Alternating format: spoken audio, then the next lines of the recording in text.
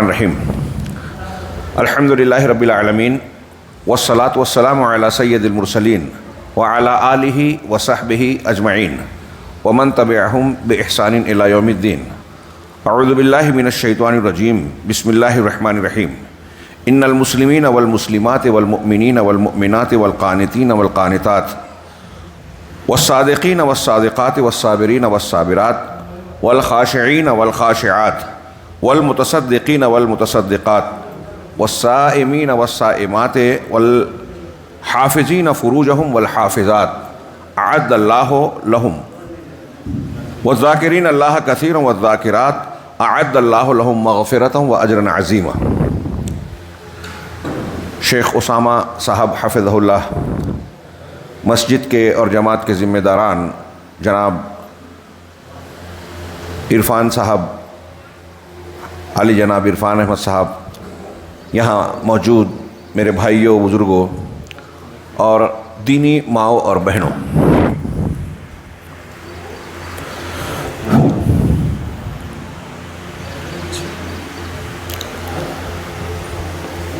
جیسا کہ میں نے ابھی عرض کیا کہ آج ہمارا یہاں اکٹھا ہونا دین اور دین کی ضرورت کے تحت ہے. یہ کوئی ایسی چیز نہیں ہے کہ اسے آپ وقت گزاری کا ذریعہ سمجھیں، بلکہ اللہ اور اللہ کے رسول صلی اللہ علیہ وسلم نے ہمیں جو حکم دیا ہے کہ علم کا سیکھنا سکھانا ہر مسلمان پر فرض ہے، یہ اس کا ایک حصہ ہے کہ ہم اپنے اس دین کو جانیں جسے جانے بغیر نہ ہم اس دنیا میں صحیح طریقے سے زندگی گزار سکتے ہیں اور نہ آخرت میں کامیاب ہو سکتے ہیں. اسلامی ماؤں اور بہنوں، جہاں تک خواتین کا معاملہ ہے، آج اس تعلق سے عورتوں کو، مسلمان ہی نہیں غیر مسلم عورتوں کو بھی یہ جاننا بہت ضروری ہے کہ ان کے لیے نجات کا راستہ کون سا ہے، کون سا راستہ اور دین ہے، اصول اور ضابطہ ہے جس میں ان کی عزت ہے، ان کا مقام ہے، ان کی حفاظت ہے. آج ہم دیکھتے ہیں کہ دنیا میں مختلف مذاہب کے لوگ اسلام کو جو نشانہ بناتے ہیں، اسلام کے خلاف جو سازشیں کرتے ہیں، لوگوں کو، مسلمانوں کو، مردوں اور عورتوں کو بھڑکاتے ہیں اسلام کے خلاف، تو اس میں ایک بہت بڑا حصہ نشانہ بناتے ہوئے وہ اس پر زور دیتے ہیں کہ اسلام کا جو خاندانی نظام ہے، گھریلو نظام ہے، شادی اور طلاق کا نظام ہے، عورتوں سے متعلق جو احکامات ہیں، اس میں خواتین پر ظلم کیا جاتا ہے. جیسے ان کو پردے میں رکھنے کا حکم دیا گیا ہے اور مردوں کو آزاد کر دیا گیا ہے. دوسرے یہ کہ ایک مرد کو ایک سے زیادہ شادی کی اجازت دی گئی ہے. اجازت ہے، کوئی ضروری نہیں قرار دیا گیا.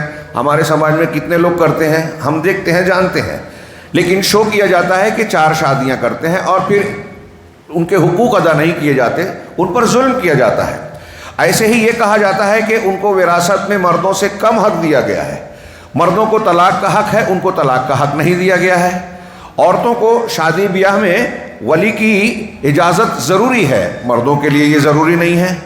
ان چند چیزوں کو بنیاد بنا کر یہ تاثر دیا جاتا ہے، اور ہماری وہ بچیاں جو دین کو نہیں جانتی، جو اسلام کو، قرآن و حدیث کو سیکھنے کی کوشش نہیں کرتی مسجد سے، جن کا ربط نہیں ہے، وہ ان باتوں کو صحیح مان کر اسلام کے بارے میں اپنے دل میں غلط فہمیاں پال لیتی ہیں، اور اس کا نتیجہ یہ ہوتا ہے کہ بڑھتے بڑھتے یہ غلط فہمی اس درجہ پہنچ جاتی ہے کہ آج ہم دیکھ رہے ہیں کہ بعض مسلمان لڑکیاں بھی اسلام کے تعلق سے اعتراض کرنے لگتی ہیں.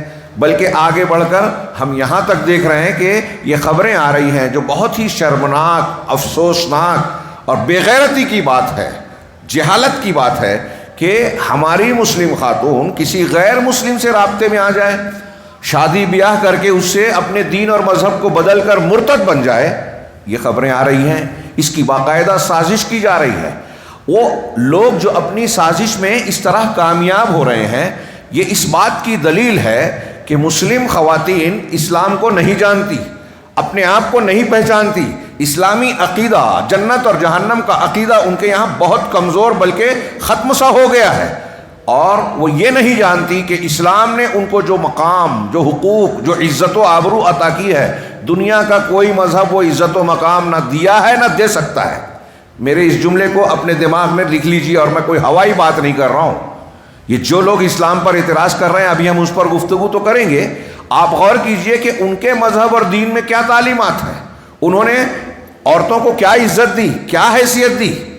ماضی میں آپ پڑھیے، دنیا کے جتنے بھی مذاہب ہیں، عیسائیت ہو، یہودیت ہو، جین مذہب ہو، ہندو دھرم ہو، یا آج کے جو آزاد خیال قسم کے ازم اور نئے نئے قوانین ہوں، جنہوں نے آزادی کا نعرہ لگایا، عورتوں کی آزادی کا ڈنڈورا پیٹتے ہیں دنیا کے اندر۔ آپ کو پتا ہوگا کہ کسی مذہب میں یہ کہا جاتا تھا کہ عورتیں عار اور شرم کا باعث ہے۔ عورتوں کے تعلق سے ان کے یہاں یہ خیال تھا کہ یہ شر کا منبع ہے، اسی سے برائیاں پیدا ہوتی ہیں۔ عیسائیوں، یہودیوں تک میں یہ بات بولی جاتی ہے کہ آدم علیہ السلام نے اللہ کی نافرمانی حوا کی وجہ سے کی تھی، اس لیے یہ شر کا منبع ہے۔ حالانکہ یہ صحیح نہیں ہے، غلط ہے۔ قرآن کہتا ہے کہ شیطان نے دونوں کو بہکایا، شیطان نے بہکایا، اس لیے دونوں نے وہ درخت کھا لیا۔ قرآن نے پورا واقعہ نقل کیا ہے۔ تو عورت کو شر کا منبع صرف ایک بات نہیں، اور بھی بہت ساری چیز یہ عار کا باعث ہے۔ اسی وجہ سے عربوں میں عورتوں کو زندہ درگور کر دیا جاتا تھا۔ آج کے جدید زمانے میں ہم دیکھتے ہیں کہ بہت سے لوگ جو تہذیب یافتہ اور اپنے آپ کو تعلیم یافتہ، ترقی یافتہ کہتے ہیں، وہ عورتوں کو ماں کے پیٹ میں ہی مار دینے کی یا حمل ضائع کر دینے کی کوشش کرتے ہیں۔ کیا وہ عورتوں کو عزت دے رہے ہیں؟ اسلام پر کیچڑ اچھال رہے ہیں، اعتراض کر رہے ہیں۔ اسی طرح عورتوں کو خریدا بیچا جاتا تھا، پہلے بھی اور آج بھی ان کی خرید و فروخت ہوتی تھی۔ باپ اپنی بیٹی کو بیچ دیتا تھا، شوہر اپنی بیوی کو بیچ دیتا تھا، یا عارضی طور پہ بیچتے ہیں، ان کی عزت کا سودا کرتے ہیں۔ آج بھی کتنی خواتین ہیں دنیا میں، آپ دیکھیے، حکومتیں جانتی ہیں، کوئی اس پر اعتراض نہیں کرتا کہ حکومتوں کو چاہیے کہ یہ جو عورتیں مجبور ہیں غریبی کی وجہ سے، کسی کے استحصال کی وجہ سے، کسی کے دھوکہ دینے کی وجہ سے، جو بازار میں جا کے بیٹھ گئی ہیں اور اپنی جسم کو بیچ کر زندگی گزارنے پر مجبور ہیں، ان کے لیے کوئی باعزت طریقہ معاش، معیشت کا راستہ پیدا کر دیا جائے اور عزت کی زندگی گزارنے کا موقع فراہم کیا جائے۔ یہ بات نہیں کرتے، اسلام پر اعتراض کرتے ہیں جبکہ وہ اعتراض کی جگہ ہے ہی نہیں۔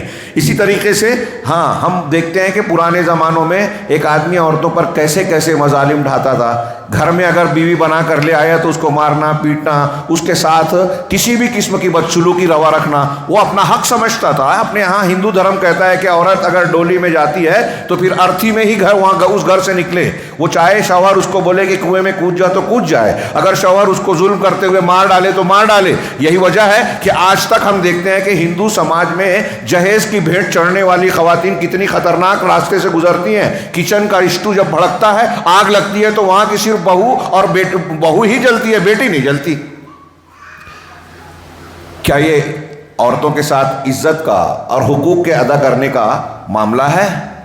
ہماری جو بچیاں اسلام پر یہ غلط قسم کے اعتراضات سے متاثر ہو کے دوسری جگہ جاتی ہیں، وہ دیکھیں کہ جو گئی ہیں، ابھی ان میں سے بھی کچھ لوگوں کی لاشیں ملی، کچھ لوگوں کو بھاگ کر کہیں اور ٹھکانہ، نہ گھر واپس آ سکتی ہیں نہ وہاں رہ سکتی ہیں، کہیں اور ٹھکانہ بنانا پڑا۔ ہندو دھرم میں تو بیوہ کے تعلق سے معاملہ پہلے ایسا تھا کہ ستی ہو جائے۔ وہ انگریزوں کے دور میں کیا نام تھا، ایک ہندو مسلح کا، انہوں نے مخالفت کی کہ یہ رسم ختم کی جائے، پابندی لگائی جائے۔ مغلوں نے اور انگریزوں نے اس کو روکنے کی کوشش کی کہ اگر پتی آپ کا مر جائے، اس کو چتا میں جلایا جا رہا ہے اس کی لاش کو، تو عورت کو چاہیے کہ وہ اسی کی چتا میں جل جائے۔ ستی ہونا اس کو کہتے تھے۔ موہن راؤ جو تھے وہ اس کے خلاف تھے، جو انہوں نے تحریک چلائی، راجا رام موہن رائے غالباً وہی تھے۔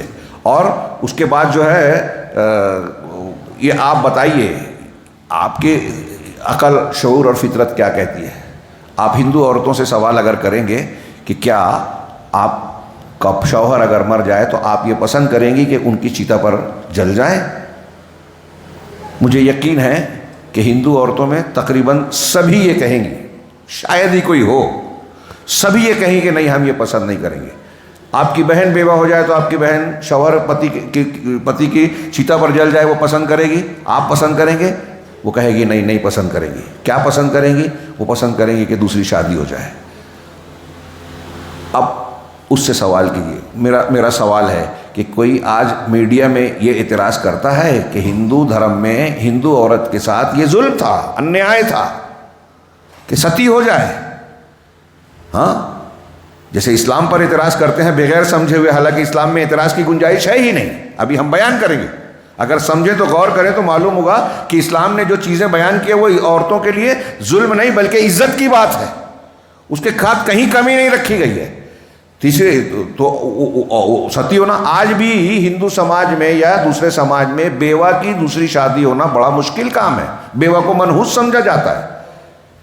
اسلام اور مسلمانوں نے کہا ایسا نہیں۔ ہمارے ہاں مسلمان سماج میں بھی بیواؤں کو برا سمجھا جانے لگا، اس لیے کہ ہندو کلچر کا، اس کی تہذیب کا اثر ہے ہمارے سماج پہ، اس سماج کا اثر ہے۔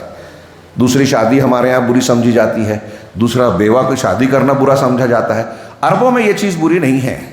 سعودی عرب میں کوئی عورت بیوہ ہو جائے، صحابہ کرام میں حضرت عاتقہ رضی اللہ تعالیٰ عنہ ایک صحابیہ ہیں، 4 شہیدوں کی بیوہ تھی، جس سے شادی کی وہ شہید ہو گیا۔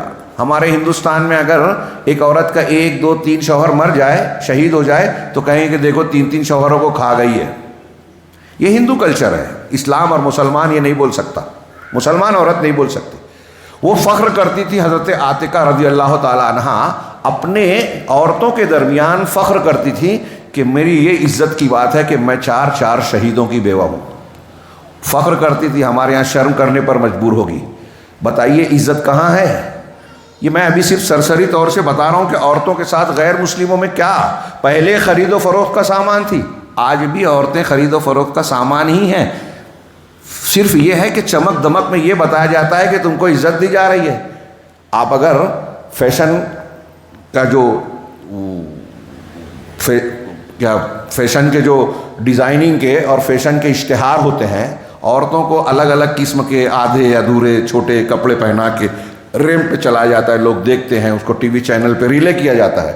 وہ سمجھتی ہیں کہ بڑی عزت ہو رہی ہے، سال 2 سال ان کو قیمت ملتی ہے تو بہت خوش رہتی ہیں، لیکن جب جیسے ہی ان کا تھوڑا سا معاملہ پرانا ہو جاتا ہے، چند سال گزر جاتے ہیں، تو وہ کہتے ہیں کہ اب نئی خواتین بچیوں کو لایا جائے، اب یہ پرانی ہو گئی، ان کو ہٹایا جائے۔ ایسی بہت ساری عورتیں یورپ کی آج آپ پڑھیے، میں ہوا میں نہیں بات کر رہا ہوں، اور یہ آج گلوبل ویلیج ہے، کتابیں آتی ہیں، انٹرنیٹ پہ آپ دیکھ سکتی ہیں۔ کل تک جو عورتیں امریکہ میں، یورپ میں اور دوسرے ممالک میں تحریک آزادی نسواں میں عمل کرتی تھی، محنت کرتی تھی کہ عورتوں کو حق ملے، آزادی ملے، یہ ملے، وہ ملے، عورتوں پر ظلم ہوتا ہے، گھر سے باہر نکالا جائے، آج وہ اس بات کا اعتراف کرتی ہیں کہ ہم نے یہ جو محنت اور کوشش کی ہے یہ غلط کیا، عورتوں کے ساتھ اور ظلم بڑھا دیا، کہ عورتوں کے ساتھ پہلے ظلم ہوتا تھا، آج بھی استحصال ہو رہا ہے۔ فلموں میں، ٹی وی سیریل میں ہم کو ان کی چمک دمک اور اچھی چیزیں دکھتی ہے، لیکن اس کے پیچھے ان کی زندگی میں بڑے سنگین مسائل ہیں، تاریک معاملات ہیں، ان کے ساتھ استحصال ہوتا ہے، استعمال کیا جاتا ہے، اور استعمال کرنے کے بعد ان پر ظلم زیادتی کی جاتی ہے۔ ابھی تازہ خبریں آپ نے پڑھی نا، سنی نا، کلکتہ میں کیا ہوا؟ ایک ڈاکٹر تھی بیچاری، پڑھی لکھی ڈاکٹر ہے، دوا خانے میں ڈیوٹی کر رہی ہے، رات میں اس کے آرام کرنے کی جگہ پہ جہاں وہ پہنچی ہال کے اندر، اس کے ساتھ نہ صرف یہ ہے کہ عصمت ریزی ہوئی، اس کی عزت سے کھیلا گیا، بلکہ اس کو انتہائی دردناک انداز میں، جو تفصیل آئی ہے پڑھیں گے تو ہل جائیں گے، اس کو دردناک انداز میں قتل کیا گیا۔ اس سے پہلے ایک نرس کے ساتھ اتراکھنڈ میں ہوا، بنگلور میں ہوا، ابھی یو پی کے ایک گاؤں میں 2 بچیاں جو مذہب میلے میں گئی تھی کرشن جنم اشٹمی کی، اس میں ان کو 2 کو درخت پر پھانسی لگا کے مار دیا گیا۔ نربھیا کا جو واقعہ ہوا تھا، چلتی بس میں 10 لوگوں نے اجتماعی عصمت ریزی کی تھی۔ ایسے واقعات روز ہو رہے ہیں مسلم سماج اور معاشرے میں۔ سعودی عرب میں جہاں اسلامی قانون نافذ ہے، کسی کی جرت اور ہمت نہیں ہے کہ کسی ماں بہن پر جو ہے بری نظر ڈالے اور اس کی عزت سے اس طرح کھلواڑ کر کے آزاد گھومے۔ بچ نہیں سکتا اگر اس نے کیا تو، لہٰذا کوئی اس طرح کرتا نہیں ہے۔ بتائیے کہاں محفوظ ہیں عورتیں؟ یہ یورپ اور امریکہ جو اسلام پر اعتراض کرتے ہیں کہ پردہ ڈال دیا، پابندی لگا دی خواتین پر، اس کی رپورٹ سنیے کہ ہر منٹ پہ کسی ملک میں، کسی آدھے منٹ پہ، کسی ملک میں 2 منٹ پہ، ہر 1 یا 2 منٹ پہ ملک میں کسی لڑکی کی عزت سے کھیلا جاتا ہے، اس پر ظلم کیا جاتا ہے، اس کو قتل کیا جاتا ہے۔ کتنے لوگ ہیں آج کل ریلیشن شپ چلتی ہے بغیر شادی کے ساتھ میں رہنا، اور اس کے ساتھ استعمال کرنے کے بعد دھوکہ دے دیتے ہیں، اور عورت کی عمر جیسے ہی ڈھلتی ہے تو اس کو کوئی پوچھنے والا نہیں ہوتا۔ ہاں، اس طرح آپ دیکھیں کہ وہاں عورتوں کے ساتھ تعلق سے جو دینی احکامات ہیں وہ بعض مذاہب میں مردوں کے الگ اور عورتوں کے زیادہ سخت ہیں، ان کو بڑے روزے رکھنے ہیں۔ جین مذہب میں یہ تعلیم ہے کہ دنیا میں انسان کو موکش اور نجات حاصل کرنی ہے، یہ جین مذہب کی بات بتا رہا ہوں، تو جو عورت ہے نا اس کو نجات نہیں مل سکتی، اس لیے کہ اس میں شر ہے، برائی ہے۔ عورت کو نجات پانے کے لیے کئی جنم سے گزرتے ہوئے جب وہ آدمی مرد کی شکل میں دنیا میں پیدا ہوگی، جین مذہب میں بھی پنرجنم ہے، جب وہ مرد کی شکل میں آئے گی تو اس کے بعد وہ دینی اور مذہبی اعمال کرے گی تو اس کو نجات ملے گی۔ مطلب یہ کہ عورت ہونے کی شکل میں اس کو نجات نہیں ملے گی۔ ایسا ہی معاملہ عربوں میں تھا، یورپ اور امریکہ کے مذاہب میں ہے، آج کے جدید مذاہب میں ہے۔ یہ میں نے تھوڑی سی نقشہ کھینچا، وقت بہت کم بچا، اور ہمیں یہ جاننا ہے کہ اسلام نے عورتوں کو کیا عزت، کیا حق، کیا مقام عطا فرمایا ہے۔ میری ماؤں اور بہنوں سے گزارش ہے کہ میں مختصر سے وقت میں کچھ باتیں عرض کر پاؤں گا، آپ کو چاہیے کہ اس پر آپ اسٹڈی کریں، یہ فرض ہے، اور خاص طور سے اسلامی صحیح عقیدہ، اس کی قدر و قیمت کا جاننا ہر مسلمان مرد اور عورت پر فرض ہے۔ یہ ابھی میں نے جو قرآن کی آیت پڑھی، ان المسلمین والمسلمات ان المسلمین والمؤمنین والمؤمنات والقانت، اس میں آپ دیکھ رہے ہیں کہ جیسے جیسے مردوں کے تعلق سے بات کہی گئی، خواتین کے، کہ مسلم مرد اور مسلم عورتیں، مومن مرد مومن عورتیں، قنوت والی، اطاعت گزار فرما بردار مرد فرما بردار عورتیں، سچ بولنے والے مرد سچ بولنے والی عورتیں، صبر کرنے والے مرد صبر کرنے والی عورتیں، خشوع اور ڈر رکھنے والے مرد اور ڈر رکھنے والی خشوع خضوع رکھنے والی عورتیں، اور صدقہ و خیرات کرنے والے مرد صدقہ اور خیرات کرنے والی عورتیں، روزے دار مرد روزے دار عورتیں، اور اپنی شرمگاہوں کی حفاظت کرنے والے مرد شرمگاہوں کی حفاظت کرنے والی عورتیں۔ ان تمام کا ذکر کرنے کے بعد اللہ نے کہا اعد اللہ لہم مغفرۃ و اجرا عظیما، اللہ نے ان سب کے لیے مغفرت اور اجر عظیم، بہت زبردست اور بڑا اجر و ثواب تیار کر رکھا ہے۔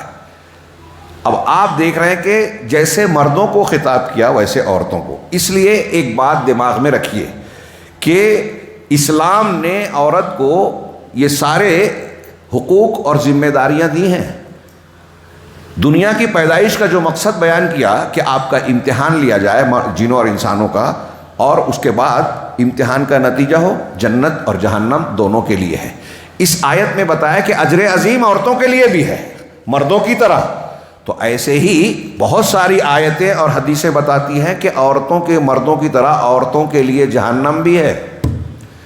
ابھی دوسری ساری باتیں اگر چھوڑ دیں، میں اسی پر گفتگو کروں کہ جہنم کا عذاب کتنا شدید اور سخت ہے، اور صرف اسے آپ اور ہم اگر جان لیں میرے بھائی بہنوں، اگر صرف اسے جان لیں کہ جہنم جو ہے موجود ہے، ہم اس کو سرسری طور سے ذکر کر کے گزر جاتے ہیں، یہ ایسی چیز نہیں ہے۔ اگر ہمیں یقین ہے کہ جہنم ہے اور یہ برے لوگوں کا، کافروں، مشرکوں اور اللہ تعالیٰ کے نافرمانوں کا ٹھکانہ ہے، تو اسے جان کر ہم دہل جائیں گے، اللہ کی نافرمانی کرتے ہوئے ڈر جائیں گے، اور کبھی اگر ہم سے گناہ اور غلطی ہو جائے تو ہمیں یہ خیال آئے گا کہ کہیں ہم اس جہنم کا ایندھن نہ بن جائیں۔ کون سی جہنم؟ جس کے بارے میں اللہ تبارک و تعالیٰ نے اور رسول اللہ صلی اللہ علیہ وسلم نے جب بتایا ہے، تو اگر ہم صحیح قرآن کی آیتیں اور حدیثیں پڑھیں تو ہمارے رونگٹے کھڑے ہو جائیں کہ وہ جہنم جس کا ایندھن انسان اور پتھر ہیں، پتھر اس میں جلیں گے، وہ جہنم جس کے بارے میں رسول اللہ صلی اللہ علیہ وسلم نے فرمایا کہ دنیا کی آگ سے 69 گنا زیادہ حصہ زیادہ شدید ہے، ڈامر سے۔ آپ تارکول تو کولتار کیا کہتے ہیں، ڈامر ہمارے یہاں پہ بولتے ہیں مہاراشٹر میں، آپ بھی جانتے ہوں گے، ڈامر سے زیادہ کالی ہے وہ آگ۔ وہاں جلنے والے پکاریں گے کہ اے اللہ ہم کو موت دے دے، یا لیتہا کانت القاضیہ، کاش کے جہنمی موت ہی ہم کو ختم کر دیتی. وہم یسترخون فیہا، یہ جہنمی جہنم میں چیخیں گے، پکاریں گے ربنا اخرجنا نعمل صالحا غیر الذی کنا نعمل، کہ پروردگار ہمیں اس جہنم سے نکال دے، اب ہم اس سے ہٹ کر وہ عمل کریں گے دنیا میں جو پہلے نہیں کرتے تھے. آج ہم کو موقع ملا ہے تو وہاں جانے کے بعد اللہ ہم کو بچائے، جو جہنم میں جائیں گے کہیں گے کہ پروردگار پھر سے دنیا میں بیچ کے ایک موقع دے دے، اب ہم اچھا عمل کریں گے، ایمان لائیں گے، عمل صالح کریں گے. اللہ کی طرف سے کہا جائے کہ اللہ ایسا ہرگز نہیں ہوگا، تم یہیں ٹھہرنے والے ہو. کیا تمہارے پاس اولم نعمرکم ما تذکر ما یتذکر فیہ من تذکر، کیا ہم نے تم کو اتنی عمر دنیا میں نہیں دی تھی کہ جو نصیحت حاصل کرنا چاہتا نصیحت حاصل کر سکتا تھا. ماؤں بہنوں غور سے سنیے، یہ قرآن کی آیت ہے سورہ فاطر میں، کہ ہم کو جو عمر ملی ہے اللہ کہہ رہا ہے کہ اس میں ہم سدھر سکتے ہیں، سنور سکتے ہیں، اپنے آپ کو جہنم سے بچا سکتے ہیں. وجاءکم النذیر، اور تمہارے پاس ڈرانے والا آیا، رسول آیا، قرآن اور حدیث کی باتیں کرنے والے علماء نے تم تک قرآن اور حدیث کی باتیں پہنچائی. جہنمی سے اللہ کہے گا کہ کیا یہ نہیں ہوا؟ جہنم میں کھولتا پانی، وَيُسْقَى مِن مَّاءٍ صَدِيدٍ، زخموں سے نکلنے والے پیپ اور مواد کا گندا اور کھولتا پانی دیا جائے گا جہنمی کو. یتجرعہ، وہ زبردستی اسے گھونٹ بنا کر پینے کی کوشش کرے گا. ولا یکاد یسیغہ، اور یہ پانی اسے جو ہے آسودہ نہیں کرے گا. ہاں، بلکہ حدیثوں میں ہے، قرآن کی سورہ حج کی آیت میں ہے کہ جب اس پر کھولتا پانی اوپر سے ڈالا جائے گا تو اس کے اندر پیٹ میں جو اتڑیاں ہیں، جسم کے پیٹ کے اندر کی چیزیں ہیں، وہ کٹ کٹ کر پاخانے کے راستے سے باہر نکلے گی. سورہ ابراہیم کی آیت میں اللہ نے کہا وَيَأْتِيهِ الْمَوْتُ مِنْ كُلِّ مَكَانٍ، ہر جگہ سے اسے موت آئے گی، دائیں بائیں اوپر نیچے سے صرف نہیں. علماء نے لکھا کہ پور پور سے، بال بال سے، بدن کا جو روم ہے نا، مسامات، ہر جگہ سے موت آئے گی، لیکن وما ہوا بمیت، وہ مرے گا نہیں. کتنا بھیانک عذاب ہے میرے بھائیوں اور بہنوں، غور کیجئے. اس جہنم کی آگ سے بچنے کا راستہ یہی ہے. اور ایک اور بھی اہم بات ماؤں بہنوں سے گزارش، غور سے سنیں، آپ جانتے ہیں، سن چکے ہیں، پھر سے تازہ کیجئے کہ اس جہنم میں نبی پاک صلی اللہ علیہ وسلم نے فرمایا کہ عورتیں مردوں سے زیادہ ہوں گی. کیوں زیادہ ہوں گی؟ اس لیے کہ عورتیں دین سیکھتی کم ہیں، اس لیے کہ عورتیں اپنے شوہروں کی نافرمانی کرتی ہیں، ناشکری کرتی ہیں، اللہ کے حق کو بھی نہیں پہچانتی اور شوہروں کے حق کو بھی نہیں پہچانتی. لہٰذا جب ان کے اندر علم کم ہے، دین کم ہے، بدعقیدگی، آپ دیکھیے خواتین مزاروں پہ زیادہ جاتی ہیں، جادو ٹونے ٹوٹ کے شرک کے اور کفر کے عمل زیادہ کرتی ہیں، نمازوں میں، دین کے احکامات میں کم انٹریسٹ لیتی ہیں. مسجدوں سے اب پہلے جو اللہ اور رسول نے اجازت دی ہے مسجد میں آنے کی، ابھی آپ یہاں تشریف فرما ہیں، شکر منائیے. کتنے ایسے مسلمان ہیں جنہوں نے مسجد آنے کا راستہ ہی بند کر دیا، جبکہ یہ غلط ہے. تو جہنم مردوں کی طرح عورتوں کے لیے بھی ہے. صرف اس ایک بات پر غور کر کے آپ پہچانیے کہ جہنم سے بچنے کا صرف اکیلا راستہ یہ ہے کہ آپ اسلام کے صحیح عقیدے اور عمل کو اختیار کریں. یہ چیزیں جو بیان کی گئی کہ اسلام، ایمان، صدقہ، قنوت، جو یہ اختیار کرے گا، اپنی شرمگاہوں کی حفاظت کرنے والی ہوں، روزہ رکھنے والی ہوں، نماز روزہ کرنے والی ہوں، وہ مغفرت اور اللہ کے بچاؤ کے حقدار ہوگی. یہ تو میں نے یہ بات بیان کی. اب دوسری بات عورتوں کے تعلق سے جو میں نے ابھی ذکر کیا کہ لوگ اعتراض کرتے ہیں کہ اسلام میں ظلم ہے. نہیں، اسلام نے عورتوں کو جو مقام اور جو عزت عطا کی ہے، یہ پھر سے دہرا رہا ہوں، دنیا میں کسی مذہب نے نہیں دی، کسی مذہب میں اس کا شعور ہی نہیں ہے. کیسے؟ اب اس کی تفصیل جب بیان کریں تو کئی موٹی موٹی کتاب تیار ہو جائے گی. یہاں میں سرسری طور سے دو چار باتوں کا ذکر کروں گا کہ ایک تو یہ کہ اللہ تبارک و تعالیٰ نے عورتوں کو جو حقوق دیے ہیں وہ مردوں کے تقریباً برابر ہے، تقریباً نہیں بلکہ ہو بہو برابر ہے. عورتوں اور مردوں کے حق میں کوئی فرق نہیں ہے، بلکہ دونوں کے حقوق یکساں سے ہیں. مثال کے طور پہ جیسے مرد اپنی مرضی سے شادی کرتا ہے تو لڑکی بھی اپنی مرضی سے شادی کرے گی. اگرچہ ولی کی اجازت عورت کے لیے ضروری ہے، لیکن لڑکی کی اجازت کے بغیر ولی شادی نہیں کرا سکتا. کہ اللہ کے رسول صلی اللہ علیہ وسلم کا فرمان ہے، بخاری کی حدیث ہے، کہ خنسہ بنت خزام الانصاریہ کہتی ہیں کہ ان کے والد نے ان کی شادی کر دی جبکہ وہ سیبہ تھی. سیبہ بیوہ یا مطلقہ کو کہتے ہیں، ایک شوہر کے پاس رہ چکی ہو. فکرہت، تو جس سے ان کے والد شادی کر رہے تھے اس کو انہوں نے ناپسند کیا، ان کو وہ شوہر پسند نہیں تھا. فاتت رسول اللہ صلی اللہ علیہ وسلم فرد نکاحہ، وہ اللہ کے رسول صلی اللہ علیہ وسلم کے پاس آئی اور کہا کہ میرے باپ نے میری شادی وہاں کرا دی لیکن مجھے شوہر پسند نہیں ہے، تو آپ نے اس کا نکاح رد کروا دیا. اس کا مطلب عورت کو اس کی مرضی سے شادی کرنے کا حق ہے. اب یہاں آپ یہ سوال کریں یا آپ کو کوئی بہکائے کہ دیکھو مرد کو ولی کی ضرورت نہیں ہے، آپ کو کیوں ہے، تو اس کا جواب کئی ہے. اس میں سے ایک یہ ہے کہ عورتوں میں جذباتیت کا غلبہ ہوتا ہے، عورتوں میں جذبات زیادہ ہوتے ہیں. کئی مرتبہ ایسا ہوتا ہے کہ ان کو کوئی جھوٹے وعدہ کرتا ہے، جھوٹے وعدے کرتا ہے، ان کی جھوٹی تعریف کرتا ہے ان کو اپنے جال میں پھنسانے کے لیے، تو وہ فوراً اس کے جال میں پھنس جاتی ہیں. یہ عورتوں کے لیے جذبات کا زیادہ غالب ہونا ان کے لیے عیب نہیں ہے. یہاں نقصان ضرور ہوتا ہے لیکن ایک ماں کی حیثیت سے ایک عورت اپنے بیٹے کی پرورش کرتی ہے، اس کی جو اس کے ساتھ ہونے والی پالنے پوسنے میں دیکھ بھال میں جو تکلیفیں جو عورت اٹھاتی ہے وہ اس کے جذبات کی وجہ سے ہی ہوتی ہے. 9 مہینہ پیٹ میں بچے کو رکھنا، بچے کی ولادت کا دکھ اور تکلیف کو سہنا، پھر اپنے سینے سے غذا دینا، پھر سردی گرمی برسات ہو، کتنی بھی گہری نیند ہو، اگر بچہ رو رہا ہے، پیشاب کر دیا، گندگی کر دیا، تو اتنی رات میں اٹھ کر اس کی صفائی کرنا، بچے کا خیال رکھنا، یہ عورت ہی کر سکتی ہے، مرد نہیں کر سکتا. غور کیجئے یہ. اور اس کے لحاظ سے اسلام نے جو آگے بیان کرنا تھا یہی ذکر کروں. قرآن میں آپ دیکھا کہ اللہ تبارک و تعالیٰ نے اس کی ماں کا ذکر کر کے، والدین کے حق کا ذکر کرتے ہوئے خاص طور سے ذکر کیا کہ حملت ہو امہ کرہن علی کرہن، اس کی ماں نے اس کو حمل کی شکل میں بڑی مشقت پر مشقت اٹھا کر اس کو جنم دیا، حمل کی طرح اٹھائے رکھا 9 مہینے تک. وضعت، اور پھر وضع حمل وقت بڑی تکلیف کے ساتھ، اس میں جان جانے کا خطرہ ہوتا ہے.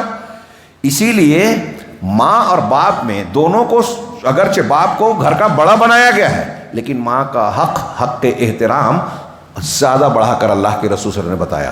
ایک آدمی نے آ کے پوچھا کہ میرے حسن سلوک کا سب سے زیادہ حقدار کون ہے، تو اللہ کے نبی صلی اللہ علیہ وسلم نے فرمایا کہ تیری ماں امک.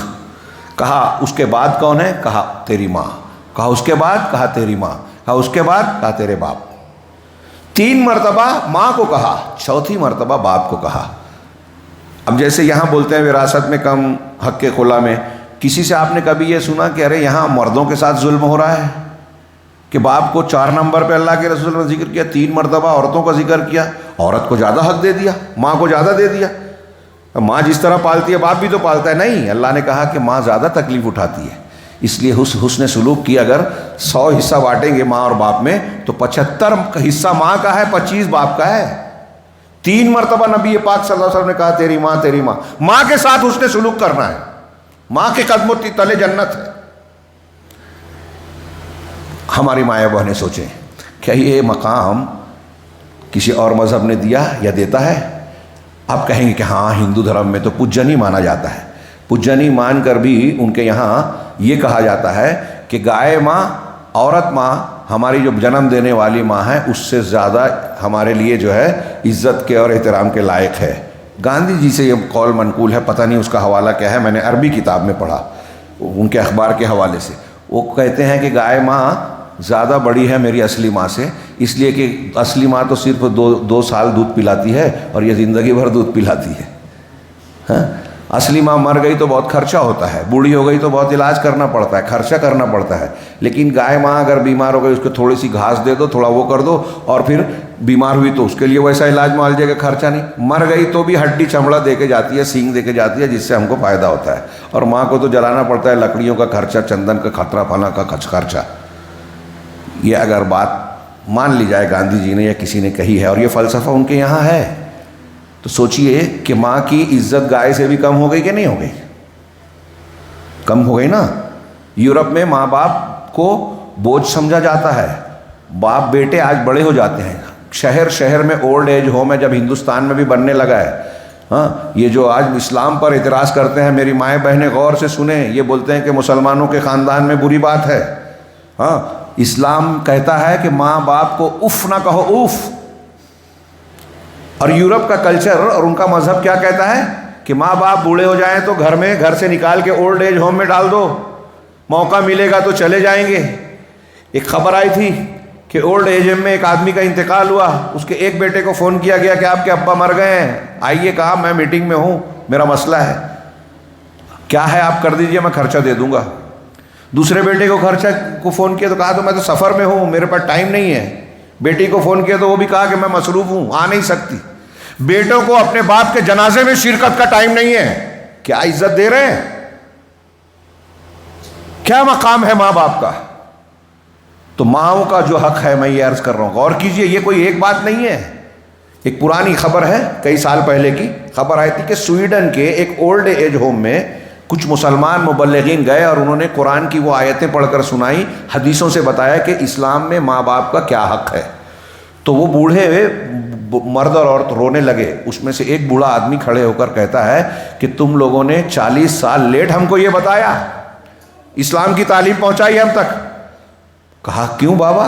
کہا اگر 40 سال پہلے تم نے یہ بتایا ہوتا تو ہم اسلام قبول کر لیتے، اور اگر اسلام قبول کرتے تو آج یہاں اکیلے میں ہم اپنے آنسو نہیں بہاتے ہوتے، ہم اپنے باپ بال بچوں اور گھر کے ساتھ میں رہتے، جن کو یہ معلوم ہوتا کہ ماں باپ کا کیا حق اور کیا عزت ہے۔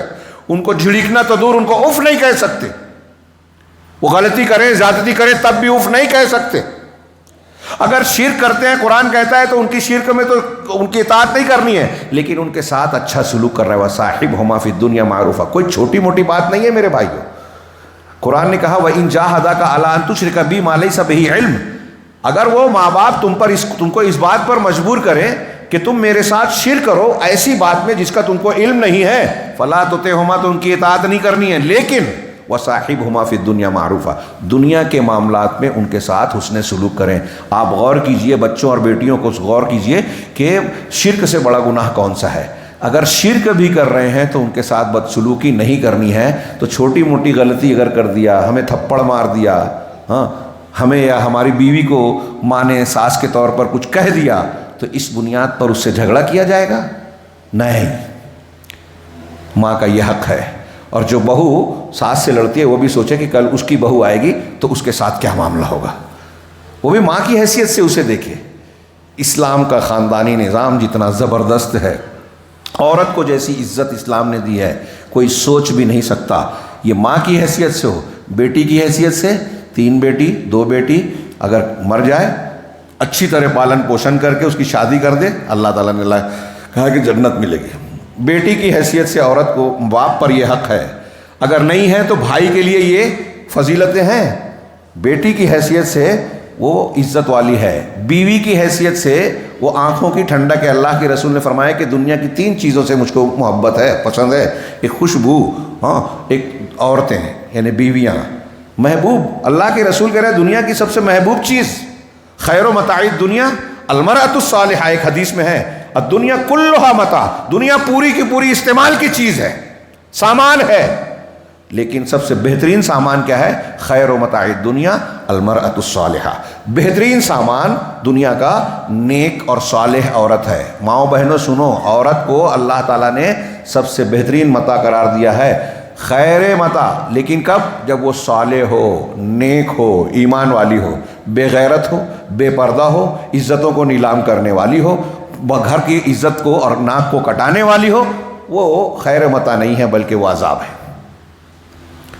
ہاں، تو یہ میں نے تھوڑا سا تذکرہ کیا کہ شریعت اسلامیہ نے عورت کو ایک حق دیا ہے کہ وہ اپنی مرضی سے شادی کر سکتی ہے۔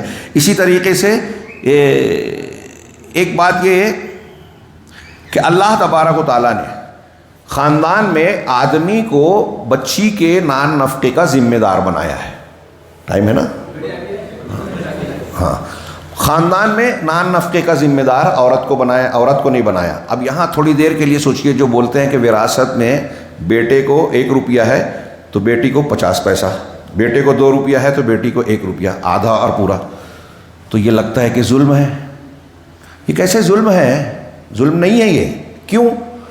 اس لیے کہ آپ یہ غور کیجئے کہ عورت کو بیٹی ہو، بیوی ہو، ماں ہو، کسی بھی حیثیت میں اگر عورت ہے، کہیں بھی عورت کو گھر کے کھانے خرچے کا ذمہ دار نہیں بنایا گیا ہے، کہیں اس کو خرچہ نہیں کرنا ہے۔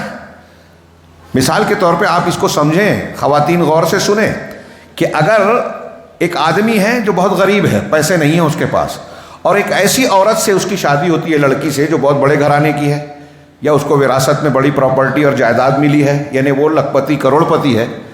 اگر عورت کروڑ پتی ہے فرض کیجئے، اور ایک غریب مرد سے اس کی شادی ہوتی ہے، عورت کے کروڑ پتی ہونے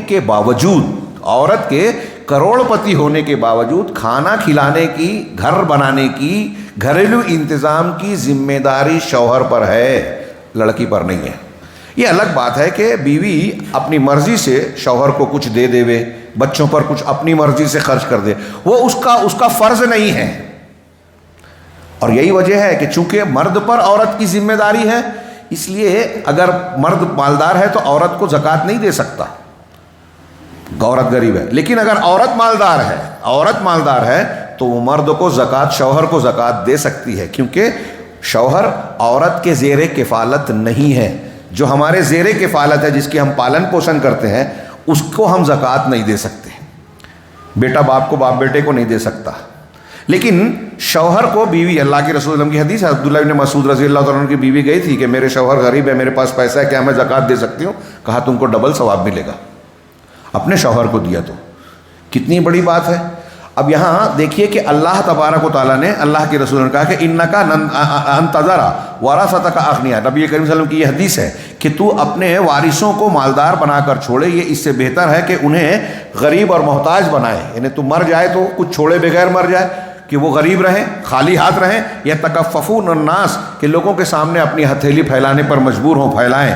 اور تم کوئی بھی ولن تنفقا نفقۃ تبتغی بہا وجہ اللہ، کہ اللہ کے راستے میں اللہ تبارک و تعالیٰ کی خوشنودی چاہتے ہوئے تم کوئی بھی خرچ کرو، الا اجرت بہا، تو تم کو اس کا اجر دیا جائے گا، حتی ما تجعل فی امرأتک، کتنی بڑی بات ہے، یہاں تک کہ مردوں سے کہا کہ تم اپنا وہ لقمہ جو اپنی بیوی کے منہ میں ڈالتے ہو، اگر آپ کوئی کھانا لقمہ اپنی بیوی کو کھلا رہے ہیں، اس کا بھی آپ کو اجر ملے گا۔ یہ سب سے بڑا صدقہ ہے کہ اپنے بیوی بچوں پر زیادہ خرچ کیا جائے۔ تو میرے بھائیوں، یہ بھی چھین لیجئے، یہاں بوڑھے جوان جتنے بھی بیٹھے ہیں، جو ہمارے بوڑھے بزرگ بھی ہیں، وہ بھی آج جائیں تو اپنے ہاتھ سے اپنی بیوی کے منہ میں لقمہ ضرور ڈالیں، کہ اس حدیث پر بھی میں عمل کروں۔ اس میں شرمانے اور ہنسنے کی بات نہیں ہے، یہ ایک نیچرل چیز ہے۔ بیوی کو جب ہم لاتے ہیں اور ہم سے وابستہ ہو رہی ہے، تو اس کی خواہشات کا، اس کو کس چیز میں خوشی ملتی ہے، اس کو کیسے اطمینان ملتا ہے، یہ ہمارا حق ہے، اور یہ قرآن حدیث کا حکم ہے۔ نبی کریم صلی اللہ علیہ وسلم، یہ لطف کی زندگی ہے، جو جتنا اسلام جانے گا نا، میاں بیوی اتنے خوش رہیں گے۔ اللہ کے نبی صلی اللہ علیہ وسلم اپنی بیویوں کے ساتھ، ہماری ماؤں کے ساتھ غسل بھی کرتے تھے، سن رہے ہیں آپ؟ ام سلمہ رضی اللہ تعالیٰ عنہ وغیرہ کہتے ہیں کہ ہم اور اللہ کے رسول درمیان میں ایک برتن میں، ٹب میں پانی ہوتا تھا، دو طرف بیٹھ کر ہم غسل کرتے تھے۔ اس میں جو میاں بیوی کے درمیان جو ہنسی مذاق ہو سکتی ہے، اس کے ساتھ میں یہ حق ہے، یہ کیجئے، ساتھ میں غسل کیجئے، سنت ہے، یہ شرمائیے مت، بلکہ اس میں آپ کی اچھی زندگی کی گارنٹی ہے۔ آپ اپنی بیویوں کا جتنا خیال رکھو گے، اتنا وہ خوش رہیں گی، اور جتنا خوش رہیں گی اتنی فرما بردار رہیں گی۔ تو ان کے خیال رکھنے کا یہ مطلب نہیں ہے کہ آپ ان کی غلط خواہشات پوری کریں، دین کے خلاف وہ کوئی چیز چاہیں تو دین کے مطابق آپ پوری کیجئے، تو وہ خوش رہیں گی، اور آپ کے جب دین کے معاملے میں آپ سختی کریں گے تو وہ برداشت بھی کریں گی کہ یہ ہمارا اتنا خیال رکھ۔ اسی طرح اللہ تبارک و تعالیٰ نے جو حق دیا ہے، وراثت کا حق دیا ہے عورتوں کو، لِلرِّجَالِ نَصِیبٌ مِّمَّا تَرَکَ الْوَالِدَانِ وَالْأَقْرَبُونَ وَلِلنِّسَاءِ نَصِیبٌ مِّمَّا تَرَکَ الْوَالِدَانِ، اور مردوں کے لیے، یہ سورہ نساء کی آیت نمبر 7 ہے کہ مردوں کے لیے جو ماں باپ اور رشتہ دار چھوڑ کے ترکہ مرتے ہیں، اس میں مردوں کے لیے بھی حصہ ہے، اور جو ماں باپ اور عورتیں رشتہ دار چھوڑتے ہیں، اس میں عورتوں کے لیے بھی حصہ ہے۔ مما قل منہ او کثر نصیبا مفروضا، اس میں کم ہو یا زیادہ طے شدہ اور متعینہ حصہ ہے۔ اللہ رب العالمین نے ہر حصے دار کا حصہ مقرر کیا ہے، تو جیسے مردوں کا حصہ ہے ویسے عورتوں کا بھی ہے۔ اب وارثین جیسے گھٹتے بڑھتے ہیں، حصے داروں کا حصہ کم زیادہ ہوتا رہتا ہے۔ تو عورتوں کو کئی طرف سے حصہ ملتا ہے. شوہر مر جائے تو اس میں سے بھی حصہ، باپ کا انتقال ہو اس میں سے بھی حصہ، ماں کا انتقال ہو تو اس میں سے بھی حصہ. ہاں کبھی کبھی بعض حالت میں کوئی بھائی مر گیا، اس کا کوئی بیٹا ہے نہ باپ ہے، تو بھائی بہنوں کو بھی ملتا ہے، بہنوں کو بھی ملتا ہے. 6 طرف سے عورتوں کو حصہ ملتا ہے، خرچہ کہیں نہیں کرنا ہے. غور کیجئے. اب یہ الگ بات ہے کہ ہمارے یہاں یہ بڑی بری بات ہے آج ہندوستانی سماج میں کہ ہندو دھرم کا جو طریقہ ہے اس کا اثر ہمارے اس پہ. کوئی یہ اعتراض نہیں کرتا کہ ہندو دھرم میں عورتوں کو وراثت کا حصہ نہیں ہے. وہ گورنمنٹ نے ہندو لا بنایا ہے، اس میں وراثت کا برابر کا حق دیا جاتا ہے، وہ بھی غلط ہے. لیکن ہندو دھرم میں یا دوسرے کئی دھرموں میں عورتوں کو وراثت میں حق نہیں ہے. ان کو شادی کے وقت جو ہے جہیز اور ہنڈے کے نام پہ جو دے دیا جاتا ہے، اس کے بعد یہ مانا جاتا ہے کہ اب آپ کا کوئی حق حصہ اپنے باپ کے مال میں نہیں ہے. کبھی کبھی آگے کھا پیے لیا، کوئی تحفے تحائف دے دیا، کافی ہے، وراثت میں حصہ نہیں ملے گا. ایسے ہی بہت سے مسلمان کرنے لگے ہیں جو بالکل شرعی طور سے قطعی جائز نہیں ہے. اور حیرت ہوتی ہے کہ ہمارے یہاں شہر میں تو ہم دیکھتے ہیں کہ جو کچھ ایسے لوگ جو دیندار بنتے ہیں، فضائل بیان کرتے رہتے ہیں، ان کے معاملات بیٹی بہن کے ساتھ ایسے ہی ہوتے ہیں اور سمجھتے ہیں کہ ہم نے بیٹی کا بہن کا حق مار لیا اور 2 رکعت پڑھ لیں گے، فلاں ذکر کر لیں گے جو میڈ ان انڈیا ہے، سنت بھی نہیں ہے، ہمارا اللہ معاف کر دے گا. یعنی بدعت والا ذکر کر کے آپ بیٹی بہن کا حق مار کے بچ جاؤ گے؟ نہیں بچو گے. وہ جو فضائل میں اگر ثابت بھی ہے، اپنے ہمارے ہاں تو بہت سے بدعت والا کرتے ہیں، اس سے گناہ ملتا ہے بدعت کرنے سے. اگر صحیح بھی ہے تو فضائل اعمال کے کرنے سے حق حقوق بندوں کے حقوق معاف نہیں ہوتے. قیامت کے دن یہ عورت جس پر ظلم کیا ہوگا شوہر نے، باپ نے، بھائی نے، وہ آئے گی اور کہے گی میرا حق نہیں دیا تھا، تو اس کی جو نماز، روزہ، حج، زکوٰۃ، یہ صحیح مسلم کی حدیث کے بات کو میں اپنے مفہوم میں الفاظ میں بیان کر رہا ہوں، اس کی نماز روزے کو لے کر اس کے حق کے برابر دیا جائے گا. وہاں دینار درہم پیسہ روپیہ پیسہ تو ہوگا نہیں، پراپرٹی ہوگی نہیں. تو جو یہ نماز روزہ کر رہا ہے نا، محنت کر رہا ہے، یہ وہ لے جائیں گے جس پر ظلم کیا ہے، وہ مرد ہوں یا خواتین ہوں، جس نے. اور عورتیں بھی سن لیں، اگر آپ نے کسی کی غیبت کی ہے اور غیبت کرتے ہیں، کسی کے ساتھ ظلم کرتے ہیں، بہو کے ساتھ یا بہو ساس کے ساتھ ظلم کرتی ہے، تو قیامت کے دن اس سے بھی حق اس کا لیا جائے گا. جنت اور جہنم میں کوئی جا نہیں سکتا جب تک کہ بندوں کا حق کا فیصلہ نہ ہو جائے. یہ جو میں بات کہہ رہا ہوں یہ بخاری مسلم کی حدیثوں میں ہے. اسی طریقے سے عورتوں کو ایک حق دیا اللہ نے کہ ان کے ساتھ حسن معاشرت، اچھی طرح زندگی گزاری جائے. چنانچہ اللہ تعالیٰ نے کہا وعاشروہن بالمعروف، اور ان کے ساتھ معروف کے ساتھ زندگی گزارو، معاشرت کرو، یعنی سماجی زندگی گزارو. فَإِن كَرِهْتُمُوهُنَّ فَعَسَىٰ أَن تَكْرَهُوا شَيْئًا وَيَجْعَلَ اللَّهُ لَكُمْ فِيهِ خَيْرًا كَثِيرًا. اگر تمہیں ان کی کوئی چیز ان کے اندر ناپسند ہے، کوئی عورت ہے اس کو وہ ناپسند ہے، عورت میں بیوی میں کوئی عادت ناپسند ہے، تو اللہ کہہ رہا ہے کہ اگر تمہیں وہ ناپسند بھی ہو تو ہو سکتا ہے کہ ایسی کئی چیزیں ہوں جو تم کو ناپسند ہیں، لیکن اللہ نے اس میں تمہارے لیے خیر رکھا ہے. اللہ کے رسول صلی اللہ علیہ وسلم کی حدیث ہے کہ کوئی مومن کسی مومنہ سے نفرت نہ کرے. لا یفرق مؤمن مؤمنۃ. اگر اس کی کوئی ایک عادت آپ کو ناپسند ہے تو دوسری ضرور پسند آئے گی. تو اللہ کے رسول نے کہا اچھی جو پسند آ رہی ہے اس پہ نظر رکھو. یہاں 2 باتیں ہیں. اپنے میاں بیوی، بھائی دوست و احباب میں محبت قائم رکھنے کا نسخہ یہ 2 جملے کی حدیث ہم کو بیان کرتی ہے. بہت غور سے، ٹائم نہیں ہے، میں شارٹ میں بیان کر رہا ہوں ہر بات. تو کیا بتایا کہ کسی سے نفرت نہ کرے. اگر ایک بری ہے تو بات ہے تو ایک اچھی ہوگی. اس کا مطلب یہ ہوا کہ ہر مرد اور عورت میں خامی ضرور ہوگی. دنیا میں کوئی عورت، کوئی آدمی ایسا نہیں ہے جس کے اندر کمی نہ ہو. ناشکری نہیں کرنا چاہیے کہ میری بیوی میں تو یہ کمی ہے، دوسرے والی اچھی دکھ رہی ہے. یا بیوی یہ سوچے کہ میرے شوہر میں یہ کمی ہے، دوسرے مردوں میں تو یہ کمی نہیں ہوتی. نہیں، اگر اس میں ایک کمی ہے تو ایک خوبی ہے جو دوسرے مرد میں دوسری کمی ہوگی.